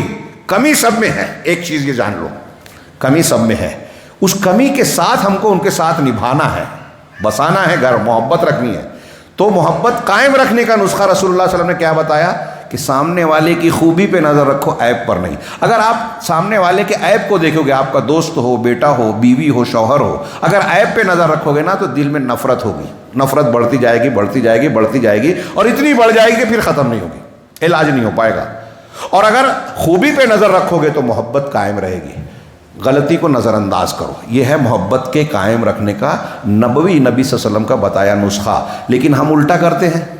اللہ کے رسول نے کہا محبت قائم رکھنا ہے تو اچھائی کو دیکھو، برائی کو نظر انداز کرو. ہم برائی دیکھتے ہیں، اچھائی کو نظر انداز کرتے ہیں. تو ہمارے ہاں جھگڑے ہیں، نفرتیں ہیں، دل میں کینہ کپٹ اور بغض ہے، الٹا کام ہے۔ تو اللہ تبارک و تعالیٰ نے حسن معاشرت کا حکم دیا۔ وہ مجھے یاد پڑتا ہے جو حجۃ الوداع کے موقع پر اللہ کے رسول صلی اللہ علیہ وسلم نے کہا تھا، جو خطبہ حجۃ الوداع ہے، مختصر سا ہے لیکن ہیومن رائٹس، حقوق انسانی کے چارٹر سے زیادہ بلیغ ہے۔ اس میں ایک جملہ آپ نے کہا تھا کہ یا ایھا الناس فإن لکم علی النساء حق ولہن علیکم حق، عورتوں کا خیال رکھنا، اس لیے کہ تم نے ان کو اللہ کے حق اور کلمے کے ذریعے سے لیا ہے، حلال کیا ہے، اور عورتوں پر تمہارا حق ہے، تم پر عورتوں کا حق ہے۔ ہاں، اسی طریقے سے اللہ کے رسول صلی اللہ علیہ وسلم یا شریعت نے عورتوں کو خلا کا حق دیا، طلاق کا حق نہیں دیا لیکن خلا کا حق ہے۔ خلا سے متعلق جو واقعات اور دلائل ہیں وہ اپنی جگہ۔ یہاں مختصر سے وقت میں میں جو اپنے خطاب میں خواتین اسلام سے کہنا چاہتا ہوں، وہ حقوق کا تھوڑا سا تذکرہ کرنے کے بعد وہ اس تناظر میں تھا کہ مسلمان عورتوں کے تعلق سے یہ افواہ پھیلائی جاتی کہ کہا جاتا ہے کہ ان پر ظلم ہو رہا ہے۔ یہ ظلم نہیں ہے۔ ہمارا پردہ، عورتوں کو جو پردہ بتایا گیا ہے نا میری ماؤں بہنوں، یہ آپ کے لیے بوجھ نہیں ہے، آپ کی عزت کا محافظ ہے۔ بے پردگی سے ابھی میں نے مثال دی، ڈاکٹروں کے ساتھ کیا ہو رہا ہے، ٹیچروں کے ساتھ کیا ہو رہا ہے، اور بے پردہ نکلنے والی آپ اس کو بند باندھ رہے ہو، جگہ جگہ قانون بنا رہے ہو۔ ابھی بدلہ پور میں 2 3 سال 4 سال کی بچیوں کے ساتھ جو ہے بدتمیزی اور بدسلوکی ہوئی۔ 3 سال بچی، 4 سال کی بچی، ان کا ٹیک اپ کرایا گیا۔ حیرت کی بات ہے، درندگی کی گئی وہاں بھی، کلکتہ میں بھی، اور ملک کے ہر حصے میں روز ہو رہا ہے۔ لیکن اب اس میں بولا جاتا ہے کہ اسکول میں ایسا کیا جائے ویسا کیا جائے۔ جب آپ نے بے پردگی کو عام کر دیا، ٹی وی موبائل کے ذریعے سے گھر گھر میں مردوں کو عورتوں کو ایسی چیزیں دکھا رہے ہو جس کو دیکھ کر ان کے جذبات بھڑکیں، گناہ کی طرف ان کی جرت بڑھ جائے، ہاں، رشتوں کو پامال کر دیں۔ آپ کو یورپ اور امریکہ سے یہ بتایا جاتا ہے کہ دیکھو وہاں یہ جو مذہب والے بولتے ہیں کہ بھائی بہن سے رشتہ نہیں ہو سکتا، باپ بیٹی کا رشتہ نہیں ہو سکتا، یہ سب بکواس ہے۔ نئے نئے وہ فرائڈ کے فلسفے اور اس کے فلسفے، اس کو پھیلایا جا رہا ہے ہمارے گھروں میں۔ یورپ اور امریکہ میں ایسے واقعات ہوئے ہیں۔ جاپان کی ایک ماں نے اپنے بیٹے کو کہا کہ بیٹے خوش ہو جاؤ، تم باپ بھی بن رہے ہو اور بھائی بھی بن رہے ہو۔ مجھے یہ بات اپنی ماؤں بہنوں کے سامنے بیان کرتے ہوئے شرم آ رہی ہے، نہیں بیان کرنا چاہیے تھا، لیکن میں یہ اس لیے بیان کر رہا ہوں کہ آپ کو جو لوگ یہ کہتے ہیں کہ اسلام میں زیادتی ہے، ان کے سماج میں اتنی گندگی ہے کہ وہ گناہ بھی وہاں کرتے ہیں سر عام، جس کا ہم تصور نہیں کر سکتے، سوچ نہیں سکتا۔ کوئی بیٹا سوچ سکتا ہے ماں کے بارے میں، لیکن وہاں یہ ہو رہا ہے اور اس کو بہت برا نہیں سمجھا جاتا۔ بغیر شادی کے ایک عورت بہت سے مردوں کے ساتھ رہتی ہے، آپ کو وہ اچھا لگتا ہے؟ نہیں، اس کے نتیجے میں آج وہاں جو بیماریاں ہو رہی ہیں، بچے بغیر باپ کے ہیں، اولاد الزنا۔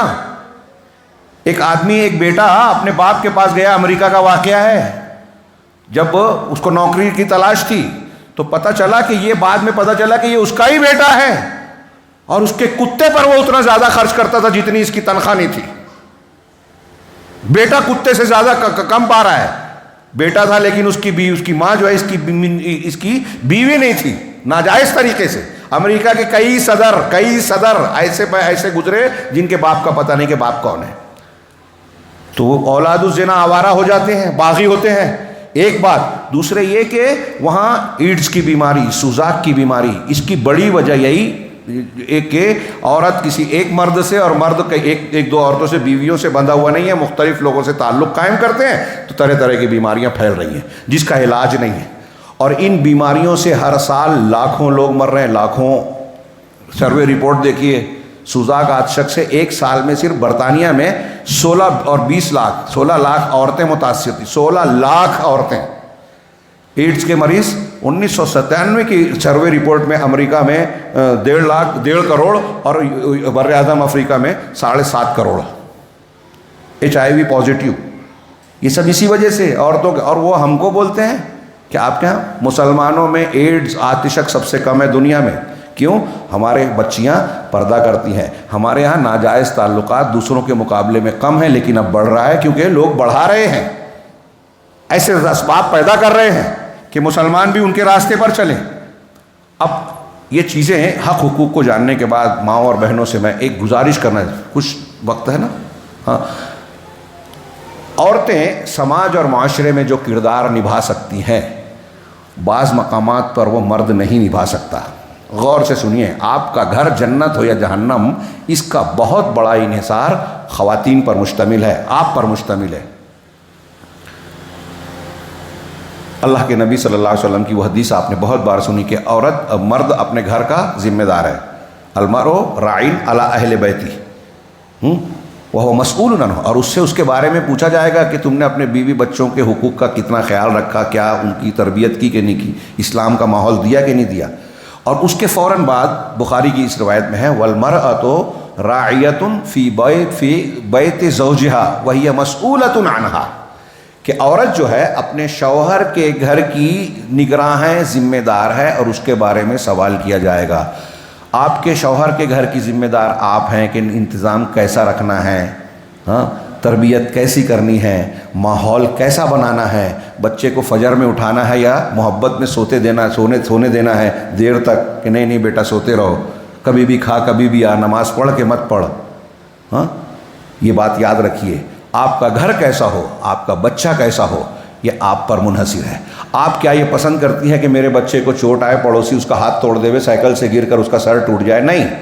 تو جیسے آپ یہ پسند نہیں کرتی کہ آپ کا بیٹے کا سر ٹوٹ جائے، آپ کو اس سے زیادہ اس بات کا ڈر ہونا چاہیے کہ میرا بچہ جہنم میں نہ جائے، کفر پہ نہ مرے، شرک پہ نہ مرے، ایمان سے دور نہ چلا جائے۔ یہ آپ کا پہلا فرض ہے۔ اور یہ بات یاد رکھیے کہ گھر کے ماحول اور بچے کی تربیت میں باپ سے زیادہ اثر ماں کا ہوتا ہے۔ یہی وجہ ہے کہ گھر میں جو بات اور زبان، لینگویج بچہ بولتا ہے، اس کو ہم کہتے ہیں مدر ٹنگ، مادری زبان، ماں کی زبان بولتے ہیں، باپ کی نہیں بولتے۔ کیوں؟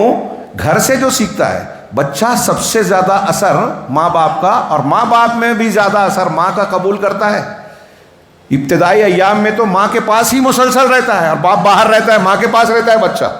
اسی لیے اللہ کے رسول صلی اللہ علیہ وسلم کی حدیث ہے کہ کل مولود یولد علی الفطرہ، ہر بچہ فطرت پر پیدا ہوتا ہے، فابواہ یہودانہ او ینصرانہ او یمجسانہ، تو اس کے ماں باپ اسے یہودی، نصرانی اور مجوسی بناتے ہیں۔ مطلب یہ کہ صرف آپ اس کو اچھا برا نہیں بناتے، آپ کے بچے کا کون سا مذہب ہے یہ بھی ماں باپ طے کرتے ہیں۔ ماں باپ یہودی ہے تو بیٹا یہودی، ماں باپ نصرانی ہے، ہندو ہے تو جیسا ماں باپ ویسا مذہب۔ تھوڑا ٹائم ہے نا، بہت دو چار اہم باتیں ہیں، 5-10 منٹ اور لوں گا انشاءاللہ۔ تو اس کا مطلب کہ جو باپ کا، ماں کا جو مذہب ہوگا، جیسے زبان آپ کی سیکھ رہا ہے وہ، ویسے آپ کا مذہب بھی سیکھے گا۔ اگر آپ چلتے پھرتے سبحان اللہ الحمدللہ کہہ رہے ہیں تو بیٹا بھی بولے گا۔ بچے کے سامنے آپ جھوٹ بول رہی ہیں تو بیٹا بھی جھوٹ بولنے میں حرج نہیں محسوس کرے گا۔ بچے کے سامنے آپ گالی گلوچ کرتی ہیں، بد دعائیں دیتی ہیں، کمینہ، کتا، یہ وہ کہتی ہیں، تو بچہ بھی یہی بولے گا۔ سوچئے تھوڑی دیر کے لیے، آپ ماں ہیں، آپ چاہتے ہیں کہ آپ کا بچہ باہر جائے تو اس کی زبان سن کے بولے کہ بڑا اچھا بچہ ہے، بہت اچھی زبان بولتا ہے اور کوئی گناہ کی بات نہیں کرتا۔ اگر آپ یہ چاہتے ہیں تو پہلے آپ اپنے گھر میں اپنے بچے کے سامنے اچھی زبان استعمال کیجیے۔ آپ بات بات پہ کہیے جزاک اللہ، سبحان اللہ، الحمدللہ، تو آپ کا بیٹا بھی وہی سیکھے گا۔ آپ جادو ٹونے والا، تعویذ گنڈے والا عمل کریں گے تو بیٹا بھی وہی کرے گا۔ آپ چھپ چھپا کے جو ہے مزار پہ، درگاہ پہ جائیں گے تو بیٹا بھی جائے گا، سمجھے گا کہ اس میں کوئی حرج نہیں ہے، میری امی تو آتی تھی۔ تو ماں باپ کا اثر تربیت میں سب سے زیادہ ہوتا ہے۔ اور یاد رکھیے یہ مقولہ ایسے ہی نہیں ہے، بعض عربی میں مقولہ ہے کہ وہ عورت جو ایک ہاتھ سے پالنا ہلاتی ہے، جھولا جھلاتی ہے، وہ دوسرے ہاتھ سے دنیا ہلا سکتی ہے۔ اور یہ تو ہر زبان میں بولا جاتا ہے کہ ہر بڑے آدمی کے پیچھے ایک عورت ہوتی ہے، ماں ہوتی ہے۔ امام شافعی رحمہ اللہ 7 سال کی عمر میں حافظ ہو گئے، باپ مر گئے تھے، ماں نے بھیجا تعلیم حاصل کرنے، امام مالک کے پاس مدینہ بھیجا، اور جب واپس آئے تو امام مالک نے فارغ ہونے کے وقت استاذ نے شاگرد کو بہت سارے تحفے دیے، یہ لے جاؤ۔ تو کسی نے آ کے بتایا ان کی ماں سے کہ آپ کا بیٹا آ رہا ہے اور بہت سارا سامان لا رہا ہے۔ تو ماں نے کہا دیکھیے ماؤں بہنوں سنو، اس وقت کی ہماری مائیں کیسی تھی۔ انہوں نے کہا کہ جا کے شافعی کو بول دو کہ تمہاری ماں نے تم کو اللہ کے رسول صلی اللہ علیہ وسلم کے دین کی تعلیم حاصل کرنے کے لیے بھیجا تھا، تحفے تحائف لانے کے لیے نہیں بھیجا تھا۔ امام شافعی سے جا کے اس آدمی نے کہا کہ تمہاری ماں نے یہ کہا ہے، کہا اچھا، تو گھر جانے سے پہلے غریبوں میں سارا تحفہ بانٹ دیا، خالی ہاتھ گھر پہ گئے۔ امام شافعی کی یہ ماں ایسی ایک ماں نہیں ہے۔ عمر بن عبدالعزیز 5ویں خلیفہ کہلاتے ہیں. ان کی ماں جانتے ہیں کون ہیں؟ وہ نواسی ہیں اس عورت کی، اس لڑکی کی جس کے بارے میں آپ اور ہم نے واقعہ بہت بار سنا کہ حضرت عمر گشت کر رہے تھے، ایک گھر پہ گئے تو بیٹی اور ماں میں بات ہو رہی تھی کہ ماں کہہ رہی تھی بیٹی سے کہ دودھ میں پانی ملا دے، تو کہا نہیں. خلیفہ نے منع کیا تو کہا خلیفہ کہاں دیکھ رہے ہیں؟ تو کہا یہ نہیں ہو سکتا کہ خلیفہ کی بات ان کے سامنے مانو، پیچھے نہیں. خلیفہ کو اللہ تبارک و تعالیٰ تو ہمیں دیکھ رہا ہے. حضرت عمر فاروق نے جب یہ سنا تو اس عورت کی لڑکی کے بارے میں معلومات لی. کہا کہ اس کی شادی نہیں ہوئی ہے. اپنے بیٹوں کو بلایا اور کہا کہ ایسی ایسی لڑکی ہے، تم میں سے اگر کسی کو شادی کی ضرورت ہے تو کر لے، اگر مجھے ہوتی تو میں کر لیتا. ان کے بیٹے عاصم نے شادی کی اور ان کے نواسے تھے حضرت عمر بن عبدالعزیز. اچھی عورتوں سے اچھی نسل پیدا ہوتی ہے. ہندہ بنت ابی سفیان جن کے بارے میں مشہور ہے، وہ ضعیف روایت ہے، حضرت امیر حمزہ کا کلیجہ چبایا تھا ابو سفیان کے بھی. ان کے بیٹے تھے نا امیر معاویہ رضی اللہ تعالیٰ عنہ، جن کو شیعہ بدنام کرتے ہیں اور آج کل ہمارے یہاں بھی کچھ لوگ ہیں. بہت ذہین تھے، 20 سال حکومت کی، یعنی عام الجماعہ کے بعد حضرت حسن کے ان کے مل جانے کے بعد 20 سال. بہت کامیاب، بہت ذہین، بڑے حلیم بردبار. ایک مرتبہ وہ کھیل رہے تھے، ہندہ کے پاس بچے تھے، ہندہ کے پاس پڑوس کی ایک عورت آئی اور انہوں نے کہا کہ مجھے لگتا ہے کہ تمہارا یہ جو بیٹا ہے معاویہ بڑا ذہین لگتا ہے، ایسا لگتا ہے کہ یہ اپنے قوم اپنے قبیلے کے اس کا سردار بنے گا. تو ہندہ نے کیا کہا معلوم ہے؟ ہندہ نے کہا کہ اس کا ستیہ ناش ہو اگر وہ صرف اپنے قبیلے کا سردار بنے. اس کو تو پوری دنیا میں سرداری کرنا چاہیے، دنیا میں پورے علاقے میں، ملک میں. دیکھیے ماں کا جب یہ حوصلہ تھا تو بیٹا بھی ویسا ہی امیر بنا، امیر المومنین بنا. یہ مائیں ہیں ہماری پرانی گزری ہیں. ایسی کتنی مثالیں بیان کریں. عبد الرحمن اول جو بنو عباس کی خلافت آنے کے بعد بھاگ کے گئے اور اندلس فتح کیا جس کو آج اسپین کہتے ہیں، اور مسلمان 708 سال تک وہاں حکومت کی. اور وہاں آج بھی جو مسلمانوں کے نشانات ہیں نا زبردست ہیں، اس کی تاریخ پڑھیے، حیرت انگیز ہے. اندلس میں جس حکومت کو قائم کیا عبد الرحمن نے، وہ عبد الرحمن بچپن میں ان کے باپ کا انتقال ہو گیا تھا، ان کی ماں نے انہیں پالا تھا اور ساری چیزیں سکھائی تھی. بڑے بڑے علماء، بڑے تو مائیں اگر چاہیں، باپ نہیں ہے، یہ ماؤں نے تیار کیا اپنے بیٹوں کو جنہوں نے دنیا کو ہلایا. میں یہ بیان کر رہا ہوں. اگر آپ صحیح رہیں گے تو آپ کا بچہ دنیا میں آپ کا ہی نہیں قوم کا بھی نام روشن کرے گا، کارنامے انجام دے گا، لوگوں کے لیے راستے ہموار کرے گا، اور وہ جو بھی نیکی کرے گا ہماری مائیں اس کا حصہ پائیں گی، جنت کا راستہ بنیں گے وہ. اگر آپ کا بیٹا اچھا بیٹا ہے تو وہ دنیا میں آپ کی آنکھوں کی ٹھنڈک ہوگا اور مرنے کے بعد دعا کرے گا اور آپ کے جنت میں جانے کا ذریعہ بنے گا. اور اگر آپ نے بیٹے کی تربیت نہیں کی تو آپ کسی دن خبر آئے گی کہ پولیس نے اسے اریسٹ کر لیا ہے، ایسا ایسا گناہ کیا ہے، کانڈ کیا ہے. اور پھر مرنے کے بعد کیا وہ دعا کرے گا؟ جو خود نماز نہیں پڑھتا اپنی ماں کے لیے، اپنے باپ کے لیے دعا کرے گا؟ یہ ایک بات. دوسری چیز، عورتیں ہماری ایمان اور عمل کے ہر میدان میں لائق و فائق. یہ آخری بات کہہ رہا ہوں لیکن اس میں کئی پوائنٹ ہیں، صرف اشارہ کروں گا. اللہ رب العالمین کا فرمان ہے والمؤمنون والمؤمنات بعضهم اولیاء بعض. مومن مرد اور مومن عورتیں ایک دوسرے کے اولیاء ہیں، دوست ہیں. مطلب غیر مومنین ویسے دوست نہیں ہیں جیسے مسلمان کو. مرد اور عورتیں دونوں کو کہا، اور آگے کہا یأمرون بالمعروف وینہون. اس ایک آیت کی تشریح میں کئی گھنٹے چاہیے کہ کیسے مومن مرد اور مومن عورتیں ایک دوسرے کے دوست ہیں، ان کے کیا حقوق ہیں. تو اس میں ایک چیز میں مثال کے طور پر بیان کروں، ہم مسلمان مرد اور عورتیں ایک دوسرے کے دوست ہیں، دین کے معاملے میں معاون و مددگار ہوں گے. میں اشارہ کر رہا ہوں اس واقعے کی طرف جو ہر سال آپ سنتے ہیں، حضرت ابراہیم علیہ السلام کی اہلیہ حضرت ہاجرہ کا. اللہ تعالیٰ نے حکم دیا کہ اپنی بیوی کو اور بیٹے کو بے آب و گیا میدان میں چھوڑ کے آ جاؤ. واقعہ آپ جانتے ہیں نا، ہر سال عید الاضحیٰ اور حج کے موقع پر اس کو دہرایا جاتا ہے. حضرت ابراہیم نے چھوڑا. بخاری کی لمبی حدیث میں دیکھیے کہ جب چھوڑ کر حضرت ابراہیم لوٹنے لگے تو ہاجرہ نے پوچھا علیہ السلام، اور گود میں ہے ابھی حضرت اسماعیل، دودھ پیتے بچے ہیں اور عورت اکیلی. اس وقت مکہ میں کوئی آبادی نہیں تھی، کوئی پانی پینے کا، کھانے کا سامان، درخت پودے، پیڑ پودے، آبادی کچھ نہیں تھی. سوچئے تھوڑی دیر کے لیے آپ کا یہ میرج ہے، میرج کے باہر کا کوئی پہاڑی حصہ ہو، جنگل ہو، وہاں آپ ایک عورت کو اور ایک اس کے گود میں بچے کو چھوڑ کر آئیں گے؟ اور اگر چھوڑ دیا تو سوچئے وہ دماغ میں آئے گا نا کہ رات ہوگی، اندھیرا ہوگا، کوئی انسان نہیں، کوئی دیکھ بھال نہیں، کوئی انتظام نہیں، گھر نہیں ہے، جانور آ سکتے ہیں، کوئی اور خطرہ آ سکتا ہے. ہاں یہ خیالات آئیں گے نا. حضرت ابراہیم علیہ السلام کو تھا کہ نہیں تھا؟ اور اس عورت کو بھی آئے گا. حضرت ابراہیم چھوڑ کر آنے لگے تو حضرت حاجرہ نے پوچھا کہ یہ آپ ہمیں یہاں کیوں چھوڑے جا رہے ہو؟ ابراہیم علیہ السلام نے کچھ نہیں جواب دیا. دوسری مرتبہ تیسری مرتبہ پوچھ کر حضرت حاجرہ نے، ہماری ماں نے کہا کہ ابراہیم کیا اللہ نے آپ کو حکم دیا ہے کہ ہمیں یہاں چھوڑ دو؟ حضرت ابراہیم نے کہا ہاں اللہ نے حکم دیا ہے. اس عورت نے کیا جواب دیا؟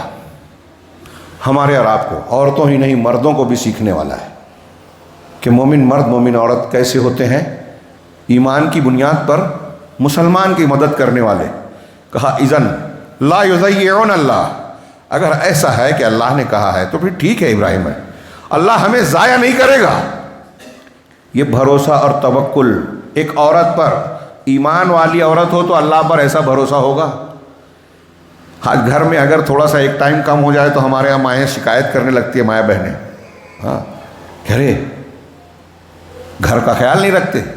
حضرت ابراہیم جنگل میں چھوڑ کے آ رہے ہیں، بے آب و گیا وادی میں، اور کہا کہ اللہ کا حکم ہے، تو کہا کوئی بات نہیں، جب اللہ نے کہا ہے تو پھر اللہ ضائع نہیں کرے گا. اور پھر آپ واقعہ جانتے ہیں کہ پانی کی تلاش میں وہ مروہ سے صفا سے مروہ سے صفا پہ دوڑ لگاتی ہیں. یہ ادا اللہ تعالیٰ کو ان کی اتنی پسند آئی کہ ہر حاجی اور عمرہ کرنے والے کے لیے اس کو فرض اور رکن حج اور رکن عمرہ بنا دیا کہ آپ جب حج کے لیے جائیں، حج بیت اللہ کے لیے، تو صفا مروہ کے حضرت حاجرہ کے اس جذبے کو تازہ کریں اللہ کے لیے. بچے کے لیے دیکھنے جا رہی ہیں پہاڑی پہ کہ کوئی ادھر نظر آ جائے، کہیں وہاں سے پانی دکھ جائے. اللہ تعالیٰ نے جبرائیل علیہ السلام کو بھیج کر حضرت اسماعیل کے پیروں کے پاس سے جو ہے چشمہ زمزم کو پھوڑا، جو آج تک بہہ رہا ہے، اور ایک نشانی اللہ کی بنا ہوا ہے. دنیا میں ویسا پانی کہیں نہیں ہے. ہماری ماں تھی یہ. ایک تو یہ کہ اپنے شوہر کی، یہ نوٹ کیجئے مائیں بہنیں، کہ حضرت ابراہیم نے جب یہ کہا کہ اللہ کا حکم ہے تو اعتراض نہیں کیا کہ ارے یہ کیا بات ہوئی، جنگل میں چھوڑ کے جا رہے ہو، کون بھوک لگے گی تو کہاں سے کھائیں گے، تھوڑی 2-4 کھجور دے کے جا رہے ہو، پانی کہاں کھائیں گے، یہاں اگر کوئی جانور کوئی آ گیا تو ہم کیسے بچیں گے. یہ شکوہ شکایت نہیں کی.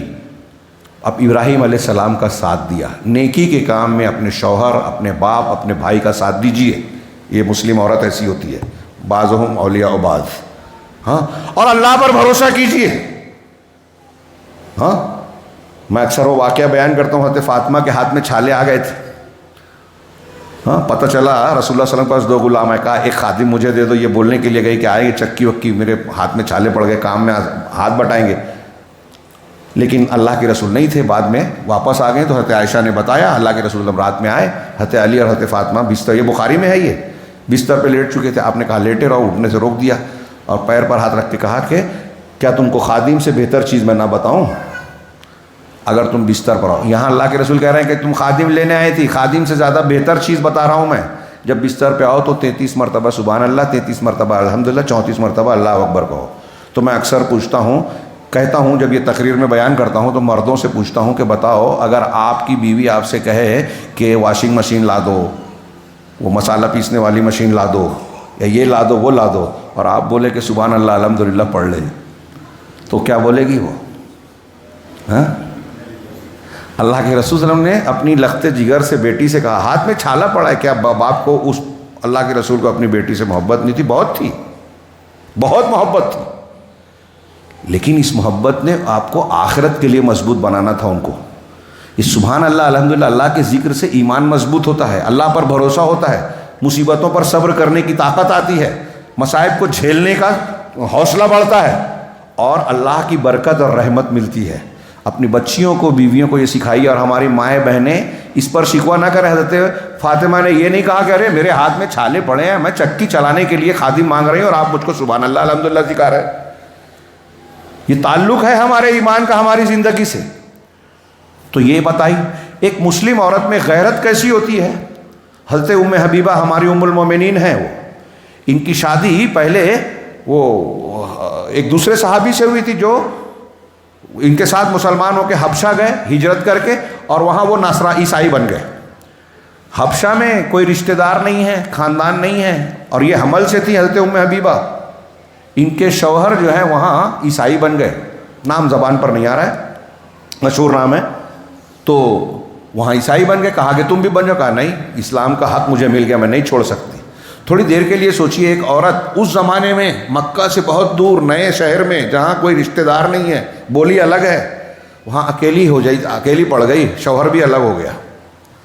بعد میں نبی کریم صلی اللہ علیہ وسلم نے ان کو رشتہ بھیجا. ہرقل نے ان کا مہر ادا کیا اور آپ کا نکاح کیا. آپ نے شرحبیل بن حسنہ کو اپنا وکیل بنایا اور نکاح ہو گیا وہیں سے. ہاں، اس سے پتہ چلا فون وغیرہ پہ یہ وکالت ہو تو نکاح ہو جائے گا، بیچ میں کوئی ذمہ دار بنا دیا جائے. اور پھر وہ حبشہ سے مدینہ آئی. ام حبیبہ رضی اللہ تعالی عنہا بیٹی تھی ابو سفیان کی، جو بہت بعد میں مسلمان ہوئے.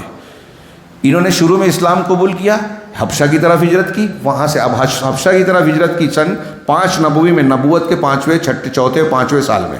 اس وقت سے حبشہ گئی ہیں، پھر حبشہ سے مدینہ گئی ہیں. کتنے سال ہو گئے اپنے ماں باپ سے ملے نہیں تھی.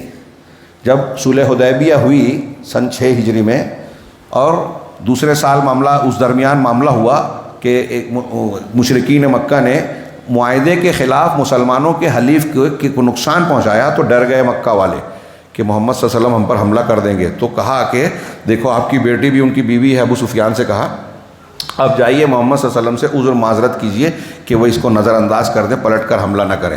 تو ابو سفیان مدینہ گئے اللہ کے رسول صلی اللہ علیہ وسلم سے کو سمجھانے، لیکن دل میں خیال آیا کہ پہلے بیٹی کے پاس جاؤں.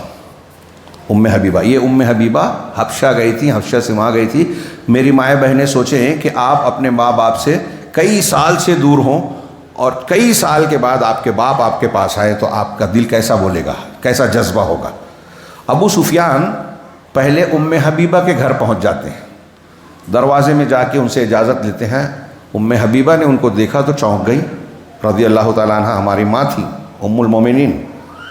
دیکھا کہ ابا آئے ہیں تو پہلے حیرت سے دیکھ رہی تھی. ابو سفیان گھر میں داخل ہو کے بستر کی طرف بیٹھنے کے لیے بڑھے کہ میں بستر پہ بیٹھ جاؤں.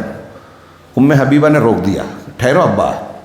رک کر اللہ کے رسول صلی اللہ علیہ وسلم کا جو بستر تھا اس کو لپیٹ دیا، ہٹا دیا. کہا یہ کیا بات ہوئی؟ باپ نے بیٹی سے پوچھا، سالوں بعد مل رہے ہیں، یہ بستر تم نے کیوں اٹھا دیا؟ کیا اس لیے کہ بستر میرے لائق نہیں ہے، یا اس لیے کہ میں بستر کے لائق نہیں ہوں؟ ام حبیبہ کی دینی غیرت دیکھیے کیا تھی، ایمان والی عورت کیسی ہوتی ہے. ام حبیبہ نے کہا کہ آپ میرے ابا ضرور ہیں لیکن آپ مشرک ہیں، شرک کرتے ہیں آپ، اور شرک کرنے والا گندا ہوتا ہے، نجیس ہوتا ہے. اور یہ جو بستر ہے نا، یہ اللہ کے رسول صلی اللہ علیہ وسلم کا بستر ہے. یہ ہے محبت، یہ ہے غیرت، دینی غیرت. یہ اللہ کے رسول کا بستر ہے اور آپ مشرک آدمی ہیں. میں نہیں چاہتی کہ اللہ کے رسول کے بستر پہ کوئی مشرک بیٹھے، اس لیے میں نے لپیٹ دیا. غور کیجیے، یہ ہماری ماں تھی، اسلامی غیرت. یہ مومن مرد مومن عورتیں ایک دوسرے کے مددگار ہوتے ہیں.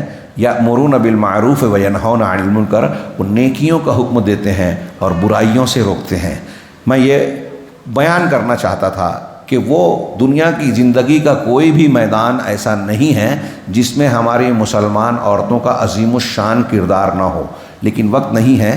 اب نیکی کا حکم اور برائی سے روکنے والا واقعے میں ایک دو واقعے کی طرف اشارہ کر دوں. وہ 3 غار والوں کا واقعہ سنا ہے جو غار میں پھنس گئے تھے، ان پر پتھر آ کے بس گیا تھا، تو انہوں میں سے 3 نے دعا کی اور اپنے نیک عمل کا ذکر کر کے اللہ سے نجات کی دعا مانگی. اس میں سے ایک نے کہا کہ میں اپنی چچا زاد بیوی کو، بہن کو چاہتا تھا لیکن وہ مجھے گھاس نہیں ڈالتی تھی. ایک مرتبہ قحط پڑا، وہ مجھ سے مدد لینے آئی. میں نے کہا مدد تو کروں گا لیکن اپنے آپ کو میرے حوالے کرو. جیسے آج کل ہمارے یہاں غریبوں کا استحصال لوگ کرتے ہیں، ان کی حاجت کی مدد کرنے کی بجائے، اجر و ثواب لینے کی بجائے ان کا غلط فائدہ اٹھانے کی کوشش کرتے ہیں. ایسے انہوں نے بھی کہا کہ پہلے میں آپ کو دوں گا لیکن پہلے اپنے آپ کو میرے حوالے کرو. وہ مجبور تھی، گھر میں فاقہ تھا، تیار ہو گئی. کہا ٹھیک ہے. لیکن وہ کہتا ہے کہ جب میں گناہ کے لیے بالکل تیار ہو گیا تو اس کی آنکھوں سے آنسو جاری ہو گئے. ہماری مائیں مسلمومن بہنیں ایسی ہوتی ہیں، اس کی آنکھوں سے آنسو جاری ہو گئے. اور اس نے کہا کہ اللہ سے ڈرو اور نگینے کو اس کے حق کے بغیر نہ توڑو، اللہ سے ڈرو.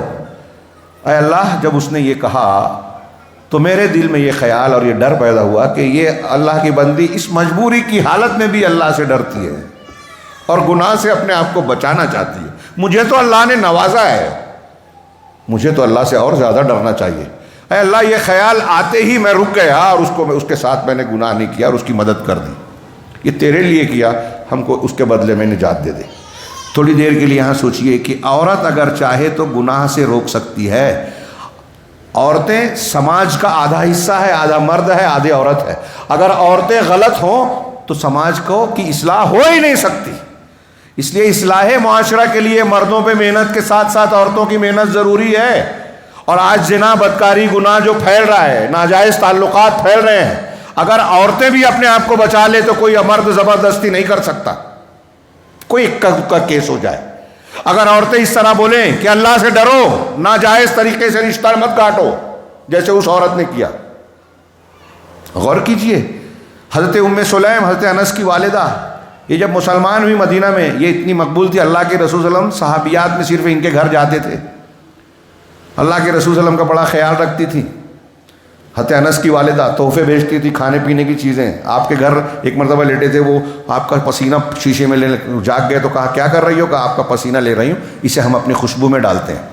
حضرت ام سلیم رضی اللہ تعالیٰ عنہ کو مدینہ میں ابو طلحہ رضی اللہ تعالیٰ عنہ نے پیغام دیا کہ میں تم سے شادی کرنا چاہتا ہوں۔ بہت غور سے سنیے، صحیح حدیث میں ہے یہ۔ تو ام سلیم نے کہا کہ ابو طلحہ تم ایسے آدمی ہو اور ایسے خاندان کے آدمی ہو کہ جس کے رشتے کو رد نہیں کیا جاتا، جس کے رشتے کو رد نہیں کیا جا سکتا، لیکن تم ہو مشرک، تم شرک کرتے ہو اور میں مسلمان ہوں۔ ایک مومن عورت کے لیے جائز نہیں ہے کہ کسی مشرک کے ساتھ شادی کرے، میں تم سے شادی نہیں کر سکتی۔ تم ہو تو ایسے کہ پیغام رد نہ ہو سماجی اعتبار سے، مرد کے ہونے کے اعتبار سے، لیکن تم مشرک ہو اس لیے میں شادی نہیں کر سکتی۔ پھر اس کے بعد اتنا ہی نہیں، ام سلیم نے آگے اور بھی کہا کہ اور ابو طلحہ ذرا سوچو تو صحیح، تم جس بت کی پوجا کرتے ہو، بڑھئی کو حکم دیتے ہو، وہ بڑھئی تمہارے کہنے پہ تراشتا خراشتا ہے اور ایک بت بناتا ہے، بڑھئی نے، مستری نے بنایا۔ ہاں، تم اگر آگ لگاؤ تو وہ جل جائے گے، لکڑی کا، پتھر کا تراشتے ہو، توڑ سکتے ہو، وہ خود اپنے آپ کو نہیں بچا سکتا تو تم اس کی پوجا کرتے ہو، تم کو کیسے بچائے گا؟ سوچو ابو طلحہ، اور اگر تم مسلمان ہو گئے نا تو میں تم سے شادی کر لوں گی اور یہی میرا مہر ہوگا۔ غور کیجئے کیسی تھی مسلم عورتیں۔ آج ہم رونا رو رہے ہیں کہ ہماری بچیاں غیر مسلم سے نکاح کر رہی ہیں، اپنا مذہب چھوڑ رہی ہیں۔ ہماری بچیاں پہلے ایسی تھی، مائیں ایسی تھیں کہ وہ دوسروں کو ادھر لاتی تھی۔ ابو طلحہ کو جب یہ بات کہی ام سلیم نے تو ابو طلحہ وہاں سے گھر لوٹے سوچتے سوچتے کہ ام سلیم کی بات تو صحیح ہے، ہم جس بت کی پوجا کرتے ہیں جب وہ خود اپنی حفاظت نہیں کر سکتے، ہم ہی نے بنایا، تو وہ ہماری مدد کیسے کریں گے؟ دوسرے دن یا بعد میں واپس آئے اور کہا کہ ام سلیم میں نے تمہاری بات سمجھ لی، واقعی میری سمجھ میں آ گئی، میں کلمہ پڑھتا ہوں اور اسلام میں داخل ہوتا ہوں۔ تو حضرت ام سلیم نے کہا ٹھیک ہے میں نکاح کرتی ہوں۔ نکاح ہو گیا اور ان کا مسلمان ہونا ہی ام سلیم نے کہا یہ میرا مہر ہے۔ حضرت طاؤس جو تابعی ہیں، اس حدیث کے راوی ہیں، وہ کہتے ہیں کہ میں نے ام سلیم سے اچھا مہر کسی عورت کا نہیں دیکھا، سب سے بہترین مہر تھا ان کا۔ حضرت ام سلیم داعیہ تھی۔ ام الفضل حضرت عباس اللہ کے رسول کے چچا کی بیوی، ان کا کردار پڑھیے، میرے پاس ٹائم نہیں ہے۔ مکہ میں وہ گھر گھر میں جا کے عورتوں کو اسلام کی دعوت دیتی تھی۔ حضرت ذنیرہ اور ان کی ایک سہیلی دعوت دیتی تھی، پکڑی گئی، کفار مکہ نے ان کو پکڑا، مارا، درخت سے باندھ دیا، 3-4 دن بھوکا رکھا، لیکن وہ پلٹی نہیں۔ عورتوں نے دعوت و تبلیغ کا کام کیا، صحابیات نے، جہاد مردوں کا کام ہے عورتوں کا نہیں۔ ابھی میں آیا تو اسامہ صاحب جو ہیں وہ حدیث سنا رہے تھے کہ عورت 5 وقت کی نماز پڑھے، شوہر کی اطاعت کرے، یہ کرے تو اس کے لیے جنت ہے۔ اس کے لیے لڑنا زیادہ ضروری نہیں ہے جیسے مردوں کے لیے خاص حالات میں ہو جاتا ہے، لیکن اس میدان میں بھی ہماری کچھ ماؤں نے ایسا کردار نبھایا جو بے مثال ہے۔ ہاں، اسماء بنت یزید السکن، اس نے جنگ یرموک میں 7 کافروں کو مارا، 7۔ غزوہ احزاب کے ٹائم حضرت صفیہ نے ایک یہودی ایک مشرک کو مارا، عورت نے مارا، اس کی تفصیل پڑھیے۔ ایسے کئی ہے، احد میں ایک صحابیہ نے اللہ کے رسول صلی اللہ علیہ وسلم کو روار کرنے والے کو مارا۔ عورتیں جو ہیں جنگ میں مسلمان مریضوں اور زخمیوں کا علاج کرتی تھی، ان کی دیکھ بھال کرتی تھی۔ یہ وہاں کا میدان ہوا دعوت و تبلیغ کا۔ عورتیں مسجد میں آتی تھی، جو آج روک دیا گیا۔ مسجد میں آنے کے بعد حضرت ام ربیع اور کئی اور صحابیات کہتی ہیں کہ ہم مسجد میں جمعہ کی نماز پڑھنے جاتی تھیں، اللہ کے رسول صلی اللہ علیہ وسلم ممبر سے جو سورہ قاف پڑھتے تھے وہ سورہ قاف پڑھ کر سن کر ہم کو یاد ہو گئی۔ مسجد میں قرآن یاد ہو جاتا ہے، مسجد میں نماز کا طریقہ آتا ہے، مسجد میں دین کی معلومات ہوتی ہے۔ اور آج ہمارے سماج میں بہت سارے ہمارے بھائیوں نے، حنفی اور دوسرے لوگوں نے عورتوں کو مسجد سے دور کر دیا، یعنی دین سے دور کر دیا۔ میلے ٹھیلوں میں جائیں گی، گھومنے پھرنے کے مقام پہ، پارک میں جائیں گی، سینما گھروں تک میں جائیں گی، لیکن مسجد میں نہیں آئیں گی۔ عید گاہ جانا ضروری ہے، وہاں نہیں جائیں گی۔ تہوار مناتی نہیں ہے بیچاری، روزہ رکھتی ہیں لیکن عیدی لینے نہیں جاتی اللہ سے۔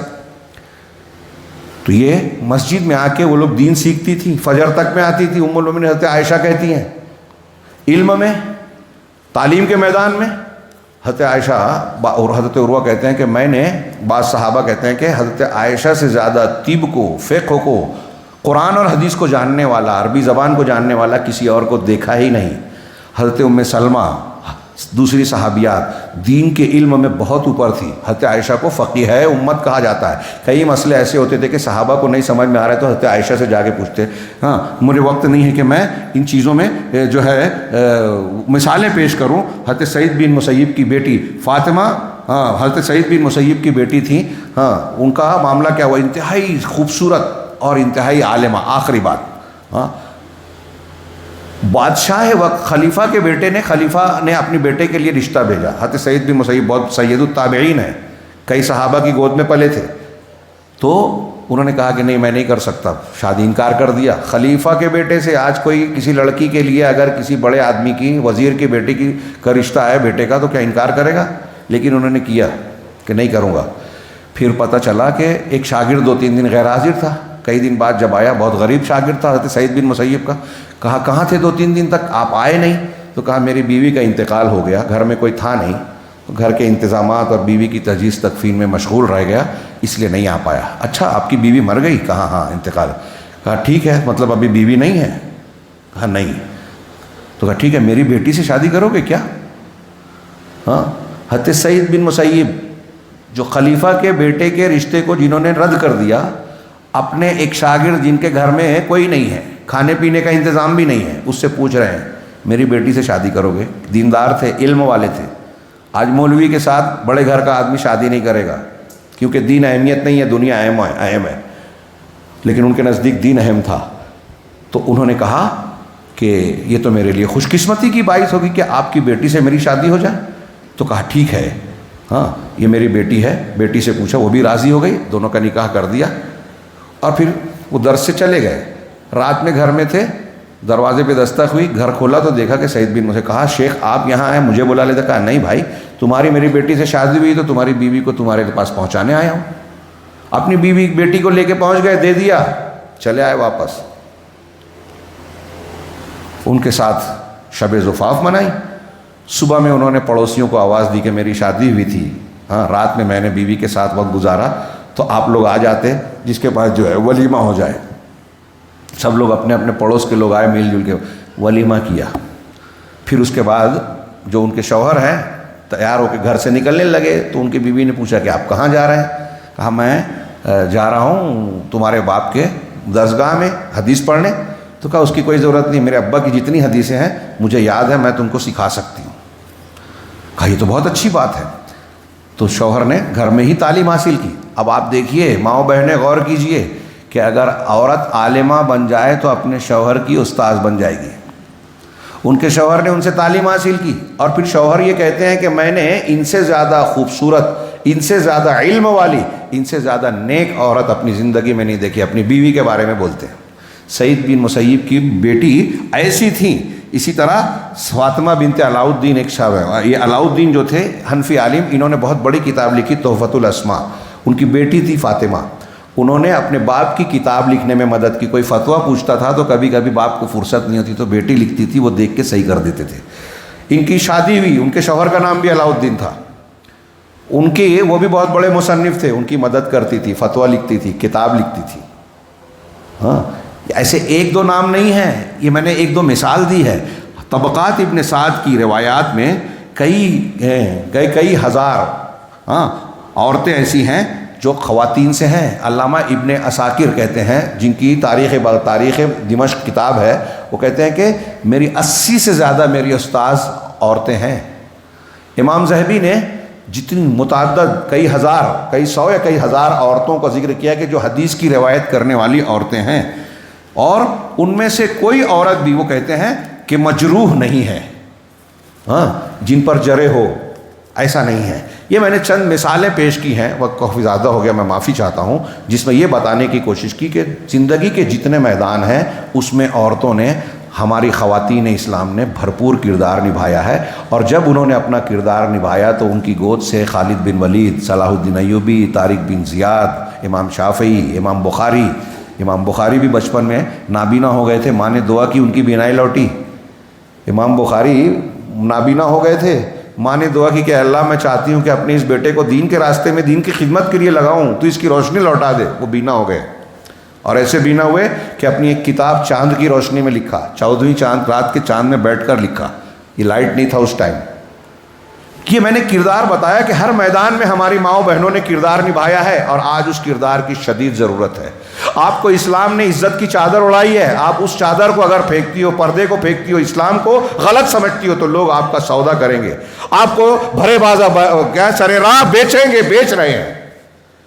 عورت اگر صحیح ہو تو دنیا ہلا سکتی ہے، دنیا کو بہت کچھ دے سکتی ہے، لیکن اگر عورت غلط ہے تو گھر کو جہنم بنا سکتی ہے، اپنے لیے اور اپنے گھر والوں کے لیے جہنم بنا سکتی ہے۔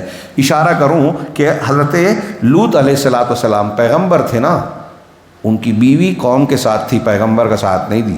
2 فرشتے جب آتے ہیں نوجوان کی شکل میں تو خبر لے جا کے اپنے قوم کو دیتی ہے کہ میرے گھر پہ ایسے ایسے نوجوان آئے۔ بیوی اس گناہ میں شریک نہیں تھی، لواطت میں جو قوم کرتی تھی، لیکن ان کے تعاون کرتی تھی۔ اس لیے جب فرشتوں نے عذاب کی خبر دی تو کہا کہ صبح ہونے سے پہلے لوط علیہ السلام آپ اپنی بیٹیوں کے ساتھ نکل جائیے، پلٹ کے دیکھنا نہیں، تمہارا گھر نکل جائے گا لیکن تمہاری بیوی نہیں نکلے گی، اس لیے کہ وہ ہلاک ہونے والے میں سے۔ پیغمبر کی بیوی بھی ہے لیکن گناہ گار لوگوں کے ساتھ ہے تو انجام اچھا نہیں ہوگا۔ آپ کا شوہر، آپ کے باپ بہت اچھے ہیں تو فرق نہیں پڑتا۔ اللہ کے رسول نے اپنی بیٹی سے کہا تھا کہ اے فاطمہ، دنیا میں جو چاہتی ہے مجھ سے مانگ لے، اللہ کے سامنے میں تیرے کام نہیں آؤں گا، کام آئے گا تیرا ایمان، تیرا عمل، تو اچھی ہے تو اللہ کے یہاں کامیاب ہے، ورنہ نہیں۔ تو حضرت لوط علیہ السلام کی بیوی، حضرت نوح علیہ السلام کی بیوی کیسی تھی؟ بری تھی۔ ضرب اللہ مثلا، وہ سورہ تحریم کے آخر میں، وقت زیادہ ہو گیا، میں صرف اشارہ کر رہا ہوں کہ منفی کردار بھی ایسا ہی ہے۔ حضرت آسیہ رضی اللہ تعالیٰ عنہ فرعون کی بیوی تھی، فرعون جو تہز نہز کیے گئے، لیکن آسیہ نے ایمان قبول کیا، اللہ نے ان کو بچا لیا۔ حدیثوں میں ہے کہ وہ جنت میں جائیں گی۔ حضرت خدیجہ الکبریٰ رضی اللہ تعالیٰ عنہ اللہ کے رسول صلی اللہ علیہ وسلم کا تعاون کر رہی تھی۔ والمؤمنون والمؤمنات بعضهم اولیاء بعض، مومن مرد اور عورتیں ایک دوسرے کے اولیاء ہیں۔ یہ یأمرون بالمعروف وینہون عن المنکر، یہ کیسے ہوتے ہیں کہ ایک دوسرے کو نیکی کا حکم دیتے ہیں، برائی سے روکتے ہیں۔ یہ ہم کو کرنا ہے سماج میں۔ ہماری جو طاقت ہے، عورتیں اپنے دائرے میں رہ کے یہ کام کریں گی، گھر سے باہر جا کے مردوں کی طرح تقریریں نہیں کریں گی، لیکن اپنے گھر میں تربیت کریں گی بچوں کی، گھر میں ماحول بنائیں گی اسلام کا، اپنے رشتہ داروں میں جہاں عورتوں میں جاتی ہے وہاں نیکی کا حکم دیتی ہیں، برائیوں سے روکتے ہیں۔ یأمرون بالمعروف وینہون عن المنکر ویقیمون الصلاۃ ویؤتون الزکاۃ، نماز قائم کرتے ہیں، زکوٰۃ دیتے ہیں، جمع کا صیغہ ہے مطلب جماعت بھی بناتے ہیں، ہاں، زکوٰۃ ادا کرتے ہیں۔ عورتوں کے پاس مال رہے گا وہاں تو وہ زکوٰۃ بھی ادا کریں گی۔ عورتوں کے لیے اسلام نے حق ملکیت بھی ثابت کیا ہے، وراثت میں ان کو بھی ملے گا تو وہ ان کا مال رہے گا، شوہر کا نہیں ہے، چھین نہیں سکتا، مہر ان کا حق ہے، دوسرے کا نہیں ہے۔ تو نماز قائم کرتے ہیں، وَيُطِيعُونَ اللَّهَ وَرَسُولَهُ، اور اللہ اور اس کے رسول کی اطاعت کرتے ہیں۔ اولئک سیرحمہم اللہ، یہی وہ لوگ ہیں جن پر عنقریب اللہ تعالیٰ رحم کرے گا۔ ماؤں بہنوں سے ہم سے گزارش ہے کہ ان تعلیمات کی اہمیت کو ہم سمجھیں۔ اگر ہم سمجھیں گے تو ہماری جو مائیں تھی حضرت سمیہ، دیکھیے ابو جہل نے کہا کہ اسلام کو چھوڑ کر ہمارے دین پہ آ جاؤ، چھوڑ دوں گا، تو اس نے کہا کہ ایسا نہیں ہو سکتا۔ حضرت سمیہ کو اس نے شرمگاہ پر برچھا مار کے شہید کر دیا، اسلام کی پہلی شہیدہ ہے۔ تو یہ اسلام کی قیمت جانتی تھی، موت کو گلے لگا لیا، جان دے دی، لیکن اسلام نہیں چھوڑا۔ حضرت ام سلیم نے کہا کہ میں اسلام، تم مشرک ہو، شادی نہیں کر سکتی، اگر تم اسلام لاؤ تو شادی کروں گی۔ یہ عورتیں بتا رہی ہیں کہ وہ ایمان کی اور جنت اور جہنم کی قدر کو جانتی تھیں، جہنم سے بچنا ان کے نزدیک اہم تھا۔ کسی سے بھی شادی کر لینا، دنیا کو حاصل کر لینا، اس کو اہم نہیں سمجھتی تھی، ایمان کی قیمت جانتی تھی، اور یہ جانتی تھی کہ اس کے لیے جان بھی چلی جائے تو پرواہ نہیں ہے، جان دے دی۔ اس ایمان کی قیمت کو پہچانی ہے۔ آج مسلمان عورتیں اس قیمت کو نہیں پہچان رہی ہیں، اسی لیے اپنے ایمان کو الگ الگ جگہوں پر بیچ رہی ہیں، یا کہ غیر مسلموں کے اسلام سے اپنا دامن چھڑا رہی ہیں۔ یہ بہت افسوس کی بات ہے۔ یہ اس بات کی دلیل ہے کہ ہماری مائیں بہنیں دین سے دور ہیں، تربیت نہیں ہو رہی ہے۔ گھروں کو اسلامی مزاج والا بنائیے، آپ مسجد سے جڑیں، دین سیکھیں، اپنے شوہر سے، اپنے گھر والوں سے کہیے کہ ہمیں دین سکھانے کا انتظام کیجیے، مسجد لے جائیے، تقریریں سنوائیے، کتابیں گھر میں لائیے، سیرت اللہ کے نبی صلی اللہ علیہ وسلم کی اور صحابیات کی سیرت والی کتابیں لا کے گھر میں رکھیے اور پڑھیے، اپنے بچوں کو پڑھائیے۔